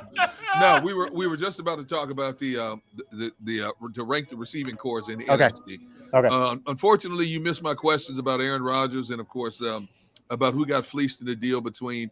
Did Denver get fleeced in the deal with Seattle? We can come back to that after the break, if you want to. Okay. But right now we're going through the best receiving cores in the NFC, and I let Barrett start because Barrett brought up a good point. So, Mr. Brooks, I apologize first and foremost that I cut you off because he suddenly popped up, but will you continue, sir, with your dissertation? Yeah, man. I mean, I'm just saying, when you look at the receivers that the Washington Commanders have, if they had another quarterback, how good did it be? Johan Dotson, man. Yeah. He stays in the end zone. Terry McLaurin is probably one of the most underrated, all-encompassing wide receivers you can have. Short game, long game. You can throw past to him underneath. You can run gadget plays with him. Then you look at Curtis Samuels. Curtis Samuels, man, he could do that gadget thing that they're doing with Deebo Samuels and the 49ers. Right. Well, I'm looking at them, and then they have Cam Sims, who hasn't done anything just yet, but still has the capacity to do it. I'm looking at that receiving core, man. You really, if you get those guys around a quarterback, can you imagine how dangerous they are? Yeah. Go ahead, Barry. Sorry. Go ahead. I'm just saying because I played with similar type of guys to those guys right there. That's why I know, the Eagles, great wide receiving core. I mean, what I'm saying, with what we have. But I played with guys like Antoine Randall, Cedric Wilson, Hines Ward. Right. Those smaller type of receivers that could ball. Mm-hmm. And I see these guys as the same little mixture of them, man. So I mean, I pose that to you guys. I mean, I can go tit for tat. You know what I'm saying? Level for level with the Eagles and the Washington Commanders receivers. Wow. I'll tell you what I really wonder about. You remember how before the season started, McLaurin and the other guy, it was like a love affair with Carson. Yep. I wonder how much longer that lasts, where we're going to start hearing the anonymous leaks that the quarterback's not getting the job done and Heineke needs to get in there or give Sam Howell a shot. Like, I think that's coming. Yes. Because these guys are being underutilized. McLaurin, et cetera. I mean, he's got, 14 catches, 250 yards, a touchdown. It's okay, but it's only 62 yards per game. He can't be happy about that. Curtis Samuel can't be happy. He's getting like 54 yards per game. Dotson, although he's been in the end zone 4 times, 38 yards per game. These guys, receivers aren't usually ones to bite their tongue. You know what I'm saying? So eventually that's going to start getting ugly, man, for sure. I'll take it a step farther and say if Washington had a decent offensive line, Carson Wentz would be a better quarterback and the wide receivers would be able to showcase their skills better. I think the biggest problem on this Washington team is the offensive line. And that's why they're so handcuffed in terms of being more explosive in the passing game, more consistent in the passing game. And these guys that Barrett just talked about, Terry McLaurin, Jahan Dotson, Curtis Samuels, are not able to showcase their skills better because that offensive line is abysmal. And I'm being kind when I say abysmal. They are, man. I just see them. I see them as they're more explosive than they're being used as. Can you imagine if those guys had a decent quarterback? Imagine those guys with Brady, or those guys with somebody like Jalen Hurts. Jalen Hurts, yeah. Or any quarterback, man, they would be almost unstoppable, man. So that's why I wanted to bring up the wide receiving corps in our division, because those guys are unbelievably talented. All of them can run. All of them are quick, fast, explosive. Yeah. They're just not being used the right way. Can you imagine them with A-Rod or even Patrick Mahomes? Come on, man. Yeah, I mean, look, the 3 teams in the division have a nasty, threesome here. Dallas with Gallup and Lamb and Brown now. Yes, all the time. Exactly. And then the Eagles rolling with, Brown and Smith, and whichever third one you want to pick, whether it's Pascal or if you want to go with the wheels with Quez Watkins. They're all formidable, man, and legit. Unbelievable. I look at Dallas's situation, and now that Michael Gallup has come back, I think that makes that passing game that much more dangerous. If I was a Dallas fan, my biggest concern would be whenever Dak comes back, Noah Brown's going to be the odd man out because Dak is going to go to both Gallup. He's going to force the ball at times to go to Gallup and CeeDee Lamb to get him the ball. And Noah Brown, and as you guys heard me say this during the offseason, I said it last year, Noah Brown could emerge as a very good receiver in the National Football League if given a chance. Yes. If teams are going to try to take out CeeDee Lamb in a game, Noah Brown should definitely be a decisive third option. Now Dalton Schultz is a good tight end, but he's been hurt. We don't know when he's going to be up or down. But there's just that connection between Cooper Rush and Noah Brown that doesn't exist between Dak and Noah Brown because Rush and Brown have spent so much time on the second team offense, getting to know each other. But I think Dallas has a formidable group of wide receivers down there as well in the perfect scenario. Noah Brown is stepping up because he has so much camaraderie, like you said before, with Cooper Rush. Noah Brown showed a lot of potential last year towards the end of the year, which is why they let Cedric Wilson walk and go to Miami. Yeah. That's why they let him walk. They wouldn't necessarily let him walk, but what they saw in Brown allowed them to do that. You know what I'm saying? He wouldn't have left. And it's funny, Cedric Brown, like I was talking about those 3 receivers, Cedric Brown, that's actually his pops. I played with his pops. His pops played at Tennessee. But yeah, he was that good, man. He was that good that they let him go to Miami, and he's been a mainstay as being that third receiver that nobody sees. And he kind of gets lost in the sauce, and all of a sudden, bam, you got a big play, a huge play. The ball 90% or 80% of the time goes to CeeDee Lamb. Right. You know what I'm saying? It goes to CeeDee Lamb. Yeah. And because of that, it's going to open up even more now that they got a Michael Gallup back, man. So yeah. So I'm looking at, the Look at and a running game that isn't as good as we thought. You know, Right, so they're probably right. going to be throwing a little bit more. Right. Exactly. Right. And then, all right, you look at the Giants situation, and man, you talk about a mess with the Giants. You know, we assume that their top receivers coming into the season would be Kadarius Toney, Kenny Golladay. Who's the other one? Sterling Shepard. Well, Shepard's on IR. Kadarius Toney now is questionable. He hasn't done much. Kenny Golladay has been in the doghouse. Their leading receivers are David Sills, Richie James, and Wan'Dale Robinson. And I'm thinking, what? Yeah, I'm thinking, where did they find these cats? But right, Dable gets Coach of the Year in the decade for what he's doing so far with this team. Oh my goodness, exactly. I mean, Richie James is the leading receiver. He's got only 15 catches for $155, no touchdowns. Sterling Shepard's only played in 3 games. He's next, so he's on IR. Saquon Barkley is your third leading receiver right now. So that should tell you how bad the Giants wide receiving core is at this time. Well, look, man, they're all hurt, man. I mean, Tony's hurt, Robinson's hurt, and Golladay is hurt. Yeah. Well, what happened to Slayton? Now, Slayton's played 3 games. He has 2 catches in 3 games. What is that all about? I'm serious. That was Daniel Jones's boy the past 2 or 3 years. Yes. He has 2 catches in 3 games, 2 targets, 2 catches for 7 yards and 1 touchdown. It makes it all the more no remarkable. touchdown, 0 touchdown. Yeah. What Saquon's doing. I mean, because they're loading the box for him. You know what's coming, and he's still able to do this. It tells you how truly good he's been. Absolutely. He's been amazing, man. He's been it's amazing. It's happening behind a patched up offensive line, which is even more amazing.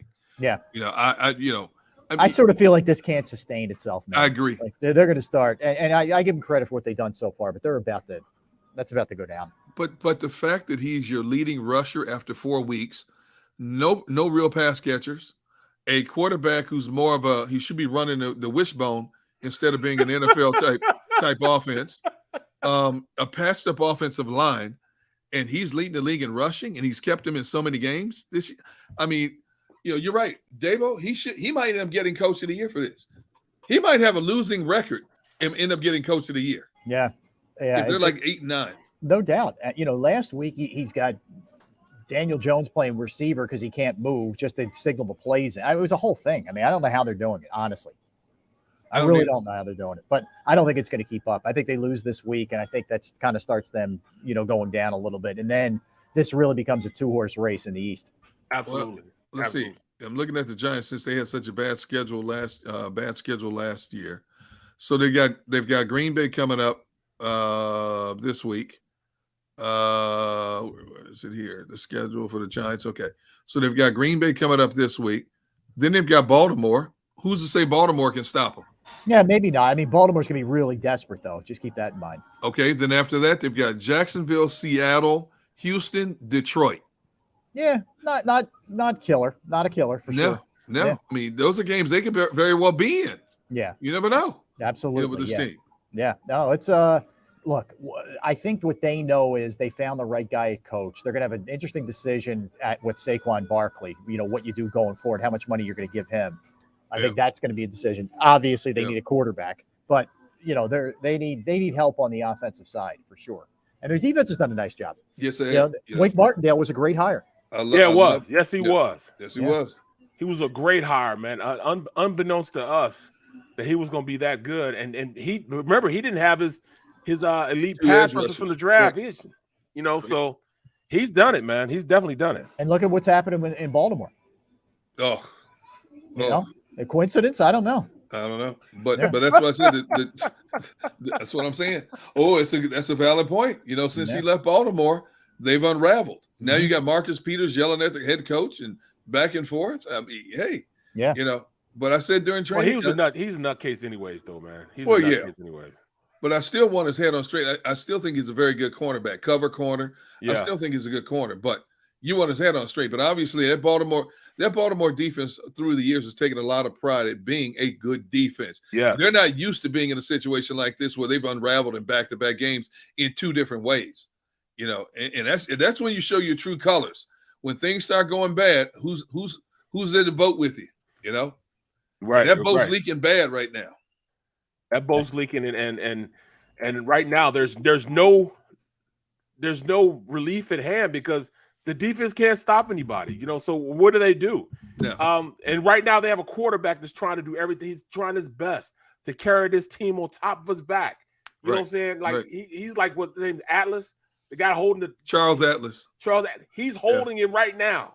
Yeah. He's holding it right now, and they're not giving him any help. Yeah, they are, and that's one of the reasons why Harbaugh's, wed to these analytics right now and trying to go for everything because he doesn't trust his defense is going to get a stop on the other end. He can't say that, but that's what it is. Right. All right, guys. So the moment of truth now. Time to rank your top 5 teams in the NFC. Who wants to go first? I'll hit it first. All right. I go 49ers 5. Bucks 4, Packers 3, Cowboys 2, Eagles 1. Okay, now I really debated with what I saw from the Niners defense on Monday night, moving them as far as 3, and I really feel like the Bucks are kind of teetering on, kind of flipping the wrong way. Yeah. But I still have them there because of the defense and because Brady's there, so I can't discount them. That's the trouble I had. I really didn't have much trouble with the Eagles 1 and the Cowboys 2, frankly. No. So I go Niners, Bucks, Packers, Cowboys, Eagles. All right, Mr. Brooks. I'm gonna go Dallas. I'm going Dallas 5. 49ers. No. See, I can flip flop the Bucks and the 49ers right now, just because the 49ers are new in my head, they're fresher in my head than the Bucks, and I haven't really watched a lot of film on the Bucks just yet.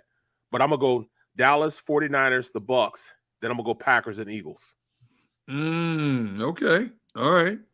So I mean that's the Packers. The Eagles number 1, Packers 2, Bucks 3, right? 49ers 4, and Dallas 5. Of those 5, which do you think is the shakiest? I think it's the Bucks. I think the Bucks are the shakiest. That's why I have them in front of the 49ers because, like I said, it's just so fresh in my head what I saw them do, how they dismantled the Rams the way they dismantled them. You know what I'm saying? Yeah. They beat them, but they only beat them in the 4th quarter. Yeah.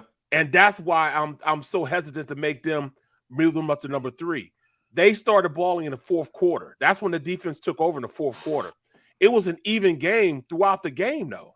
You know what I'm saying? Even though the 49ers looked better, right? They were like evenly matched because I saw the 49ers. I mean, I saw the Rams defense start stepping it up a little bit. Mm-hmm. So that's why it's tough for me to go. I know that defense of the Bucks is going to be there.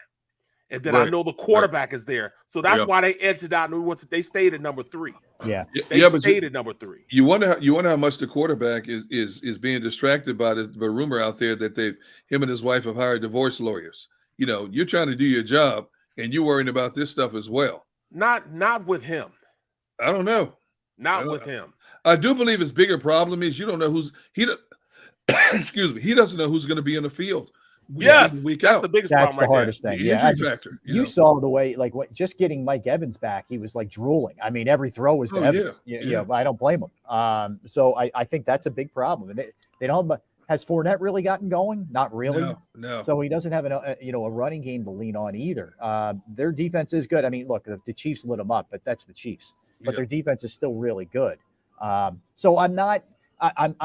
They're the one though that I think could go the wrong direction of those 4 teams because it feels like with Rodgers, he's just going to keep getting these young dudes better, right? And they're going to get better around him. It feels like we talked about the Eagles a ton. Dallas, I don't know what it's going to look like when Dak comes back, but there's still a lot of talent there on the defensive side and the offensive side. I hate to admit it. And the 49ers really just need competent Jimmy G play, and they're going to be fine because that defense is a wrecking crew. Absolutely. So when it comes to my top 5, I put Tampa. Tampa's that team that's teetering right now to me. You saw how mediocre their passing game was against Green Bay when he didn't have Mike Evans, Chris Godwin. They were down 3 wide receivers in that game, and it cost them at the end. Number 4, I have Green Bay. Green Bay's run defense has got to pick it up. The defense plays well. Their secondary can flat out cover, but their run defense is killing them.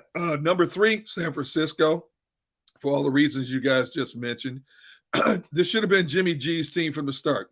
Right. The 49ers are so lucky to have Jimmy G back. He could have gone elsewhere. That team would have been a disaster with Trey Lance going down with an ankle injury.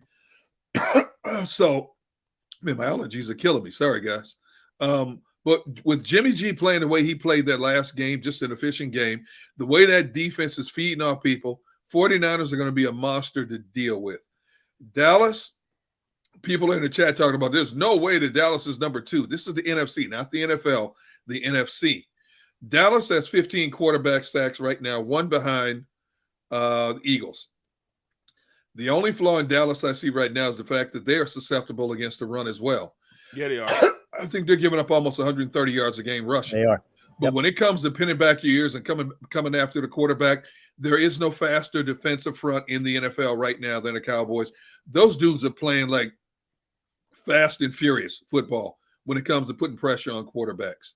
And I know people don't want to hear that. And, of course, the Eagles right now, definitely number 1. When you look at the turnovers they've generated defensively, the last 2 games alone, you look at how the secondary is held up in man-to-man coverage.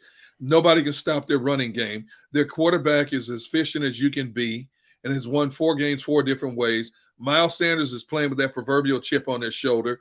The offensive line, it gets nicked up. The next man up mentality is held up well for them in terms of what they need to do. And we've talked about it. We agree in unison that the Eagles are the most complete team right now, not just in the NFC, but the NFL. So definitely the Eagles head and shoulders number 1 right now in the NFC. Yeah, I would agree. I think, look, quality list is, but if I'll ask you this, last thing on this, I know we got to get a timeout here, but if you're looking at teams that are on the outside looking in that aren't included in the 5 that all of us put out there, I'm having a hard time seeing which team, maybe gets on a run. Like I can't make a case for anybody else in the NFC East. I could, I didn't like what I saw from the Vikings with the Eagles, where the Eagles took them apart.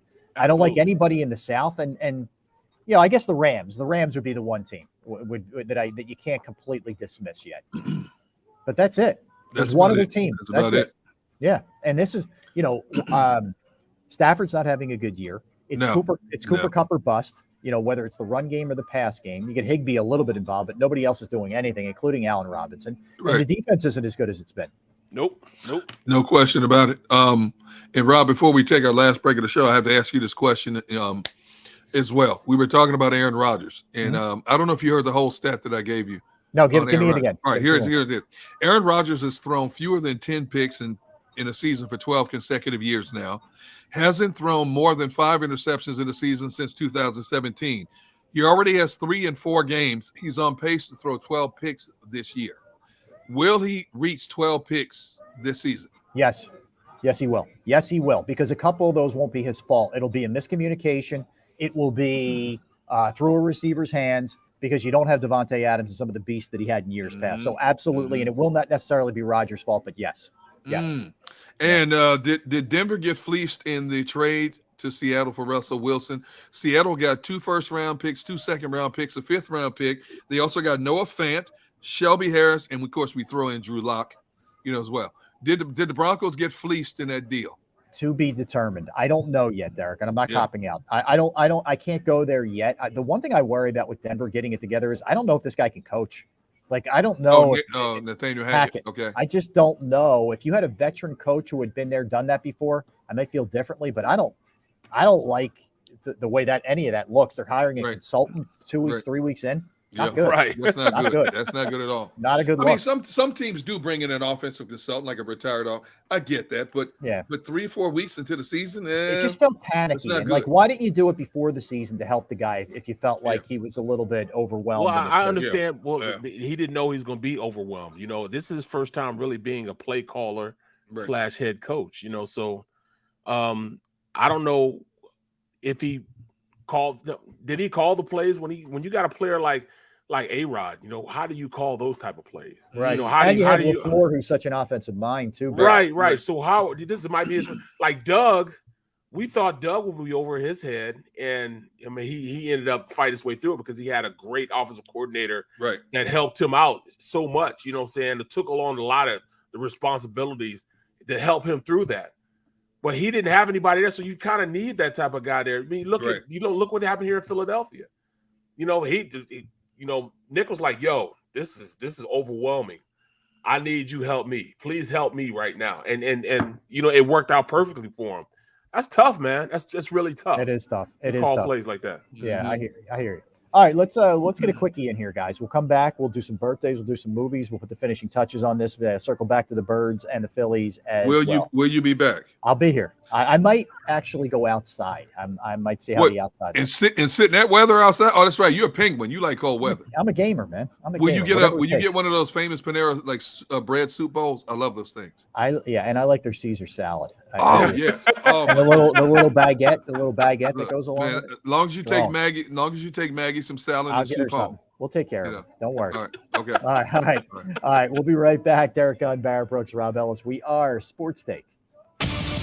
The greatest fans on earth. It's a bold statement, but would you expect anything less from Philadelphia? 58 years of heartache creates a toughness, a grit, a resolve not found in most. Sure, our prayers were answered, but now that we've had a taste, we're looking for more. Pondley Hockey, official partner of the Philadelphia Eagles. Action News at 11 with Rick Williams. It's the team you trust to bring it all together. The stories that impact your community. A sports roundup for the locals. And the AccuWeather forecast you depend on. Action News at 11 with Rick Williams. Go to get your game on. Go for the beers. Go for the cheers. Go for the hit and the hits. Go for the stakes and the stakes. Go to get your parlay on. Go to get your party on. Go for the scene. Go for the screens. Go for the gallery. Go for the win. Go to Ocean. Visit theoceanac.com to plan your visit. Since 1977 at Rafferty Subaru, we have always been about our customers and the community.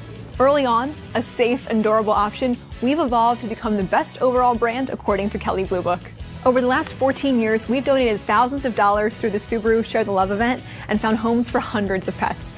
The Rafferty family is proud of our 45 years in business. This month, celebrate our anniversary with special financing on select models. Visit us and see why.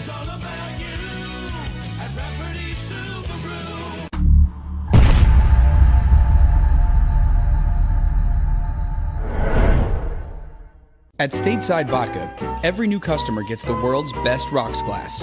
Free. What's that? A rocks glass? You're telling me that bottle is cut in half? You could say that. Holy shit. And you're telling me I can get one of these glasses for free? That's right. One free rocks glass per customer with each first-time purchase of Stateside Vodka. So good, it just disappears.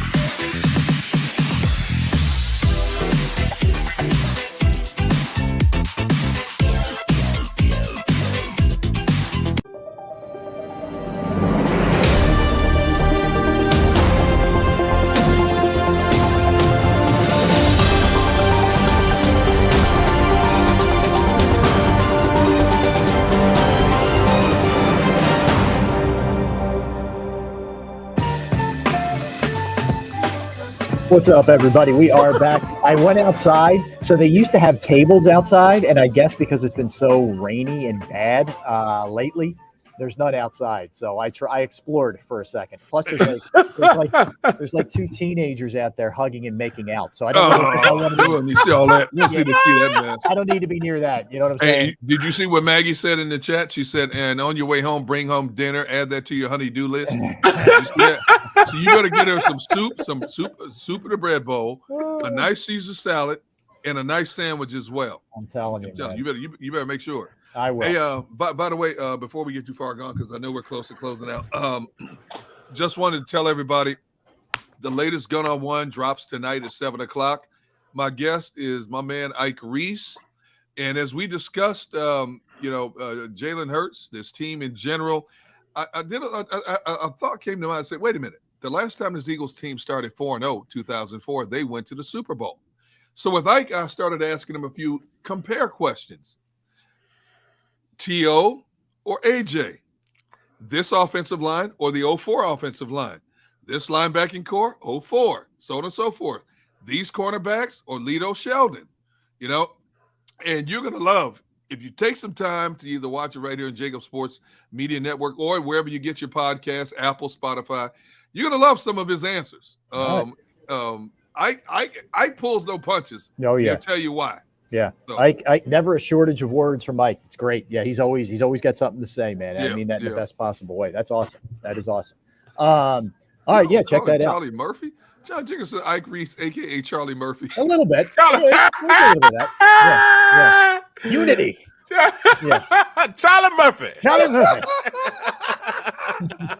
Boom. Oh my goodness. Yeah. And then Charlie Murphy kicked Rick James in the hotel room. Oh my goodness. My goodness. So let's go birthdays. Let's go birthdays today. Kate Winslet from Mayor of Easttown, Delco's finest, where I'm hanging out right now. 47 years old. Kate Winslet. Titanic got an Academy Award for that. She's done. I mean, she's great. Unbelievable actress. Yep. Neil deGrasse Tyson, of course, astrophysicist and everything else that he does. 64 years old is Neil. Ray Kroc, who founded McDonald's and was the Padres owner when a young Derek Gunn was covering the team, was born on this day in 1902. Ray Kroc. Wow. Okay. The great Bernie Mac lost way too soon. Born in 1957. Dude, when he did that stick at Def Comedy Jam, I ain't scared of you. Yeah. You know what? That put him on the map, dude. I have never laughed so hard in my life, man. Yeah. That whole tour was a game changer for a lot of guys. Oh my goodness. Jamie Eisenberg, who's you've seen him in tons of stuff, man. And I think Social Network, everything else. He's 39 years old. Travis Kelce, brother of Jason, 33 years old. Travis. Bob Geldof, who was the Boomtown Rats lead singer and the founder of Live Aid, and you know everything else that went along with that. 71 years old. Alan Ludden, who was a longtime game show host back in the day, was married to Betty White at one point. Alan Ludden, born this day, 1917. Donald Pleasance, actor, born in 1919. Grant Hill, 50 years old today. Right. Yep. Wow. The Duke great. Mario Lemieux, arguably the second or third greatest hockey player of all time, 57 years old. He was the only player. He's only the third player who retired and was inducted into the Hall of Fame and came back and played. That's right. That's great. Dude, I know we're short on time, but man, let me tell you something. Covering that team, dude, I covered the team that won back-to-back Stanley Cups. Ron Francis, Rick Tocchet, Tom Barrasso, Ulf and Shell Samuelson, Kevin Stevens. Dude, it was like the Lakers on skates back then. Yep. They were loaded. And do you know, I didn't know this, but Lemieux, he had so many health issues. You know, he went through lymphoma. Yep. He had back problems, spine problems so bad, people had to top lace his skates for him before he could go out and play. Yep. And I saw this stat that jumped out. In his career, he played 915 out of a possible 1,430 games. He missed so many games because of injuries. That's crazy. It still was one of the best to ever put on skates in the game. Yeah, it's amazing. It really is. Truly, you're right. He is, and a gentleman too. Good guy. Yes, he was. Great guy. And I had 2 sticks of his and gave him away. Oh man, that could have set you. You would have been like that guy who caught Aaron Judge's ball if you had held on this. If you only knew, huh?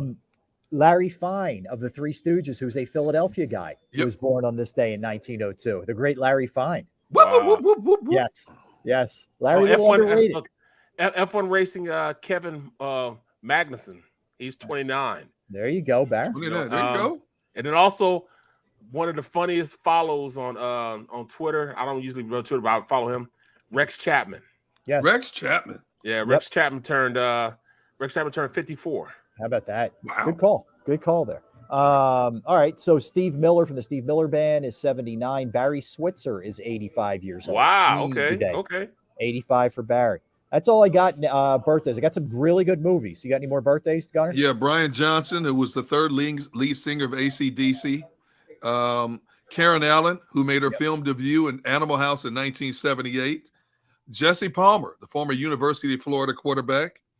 And Guy Pearce, who played in the movies Prometheus, Iron Man 3, Alien Covenant. He's 55 today as well. Oh, You left out Nancy Hilton Rothschild, sister of Paris Hilton, of the famous Hilton Hotel family. Nikki Hilton. Nikki, Nikki. Nikki. Good call. Yep. So Good call. that's it. All right, birthdays. Training Day, this day, 2001. You mean movies? Movies, sorry. Training Day, this day, 2001. Great movie. All-timer. 10 Commandments. I think, Gunnar, you referenced it the other day. That's right. This day, 1956. Breakfast at Tiffany's, 1961, an all-time classic. Michael Clayton, great George Clooney movie. 2018. Good movies this year. 3 or 4 years ago, A Star Is Born with Bradley Cooper and Lady Gaga. Wow. 2018. Heartbreak Kid with Ben Stiller, which is a very funny kind of offbeat movie. 2007. Did I miss any? No, I think that's it. And we're running low on time anyway. Yeah, when you talk about Training Day, some of the best lines ever in movies, man. Oh. You know, King Kong ain't got nothing on me.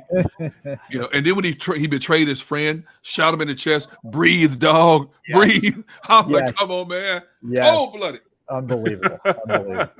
All right, well, listen, I'm going to go home and yell at some people. So I'll let you guys know how it goes. Take dinner.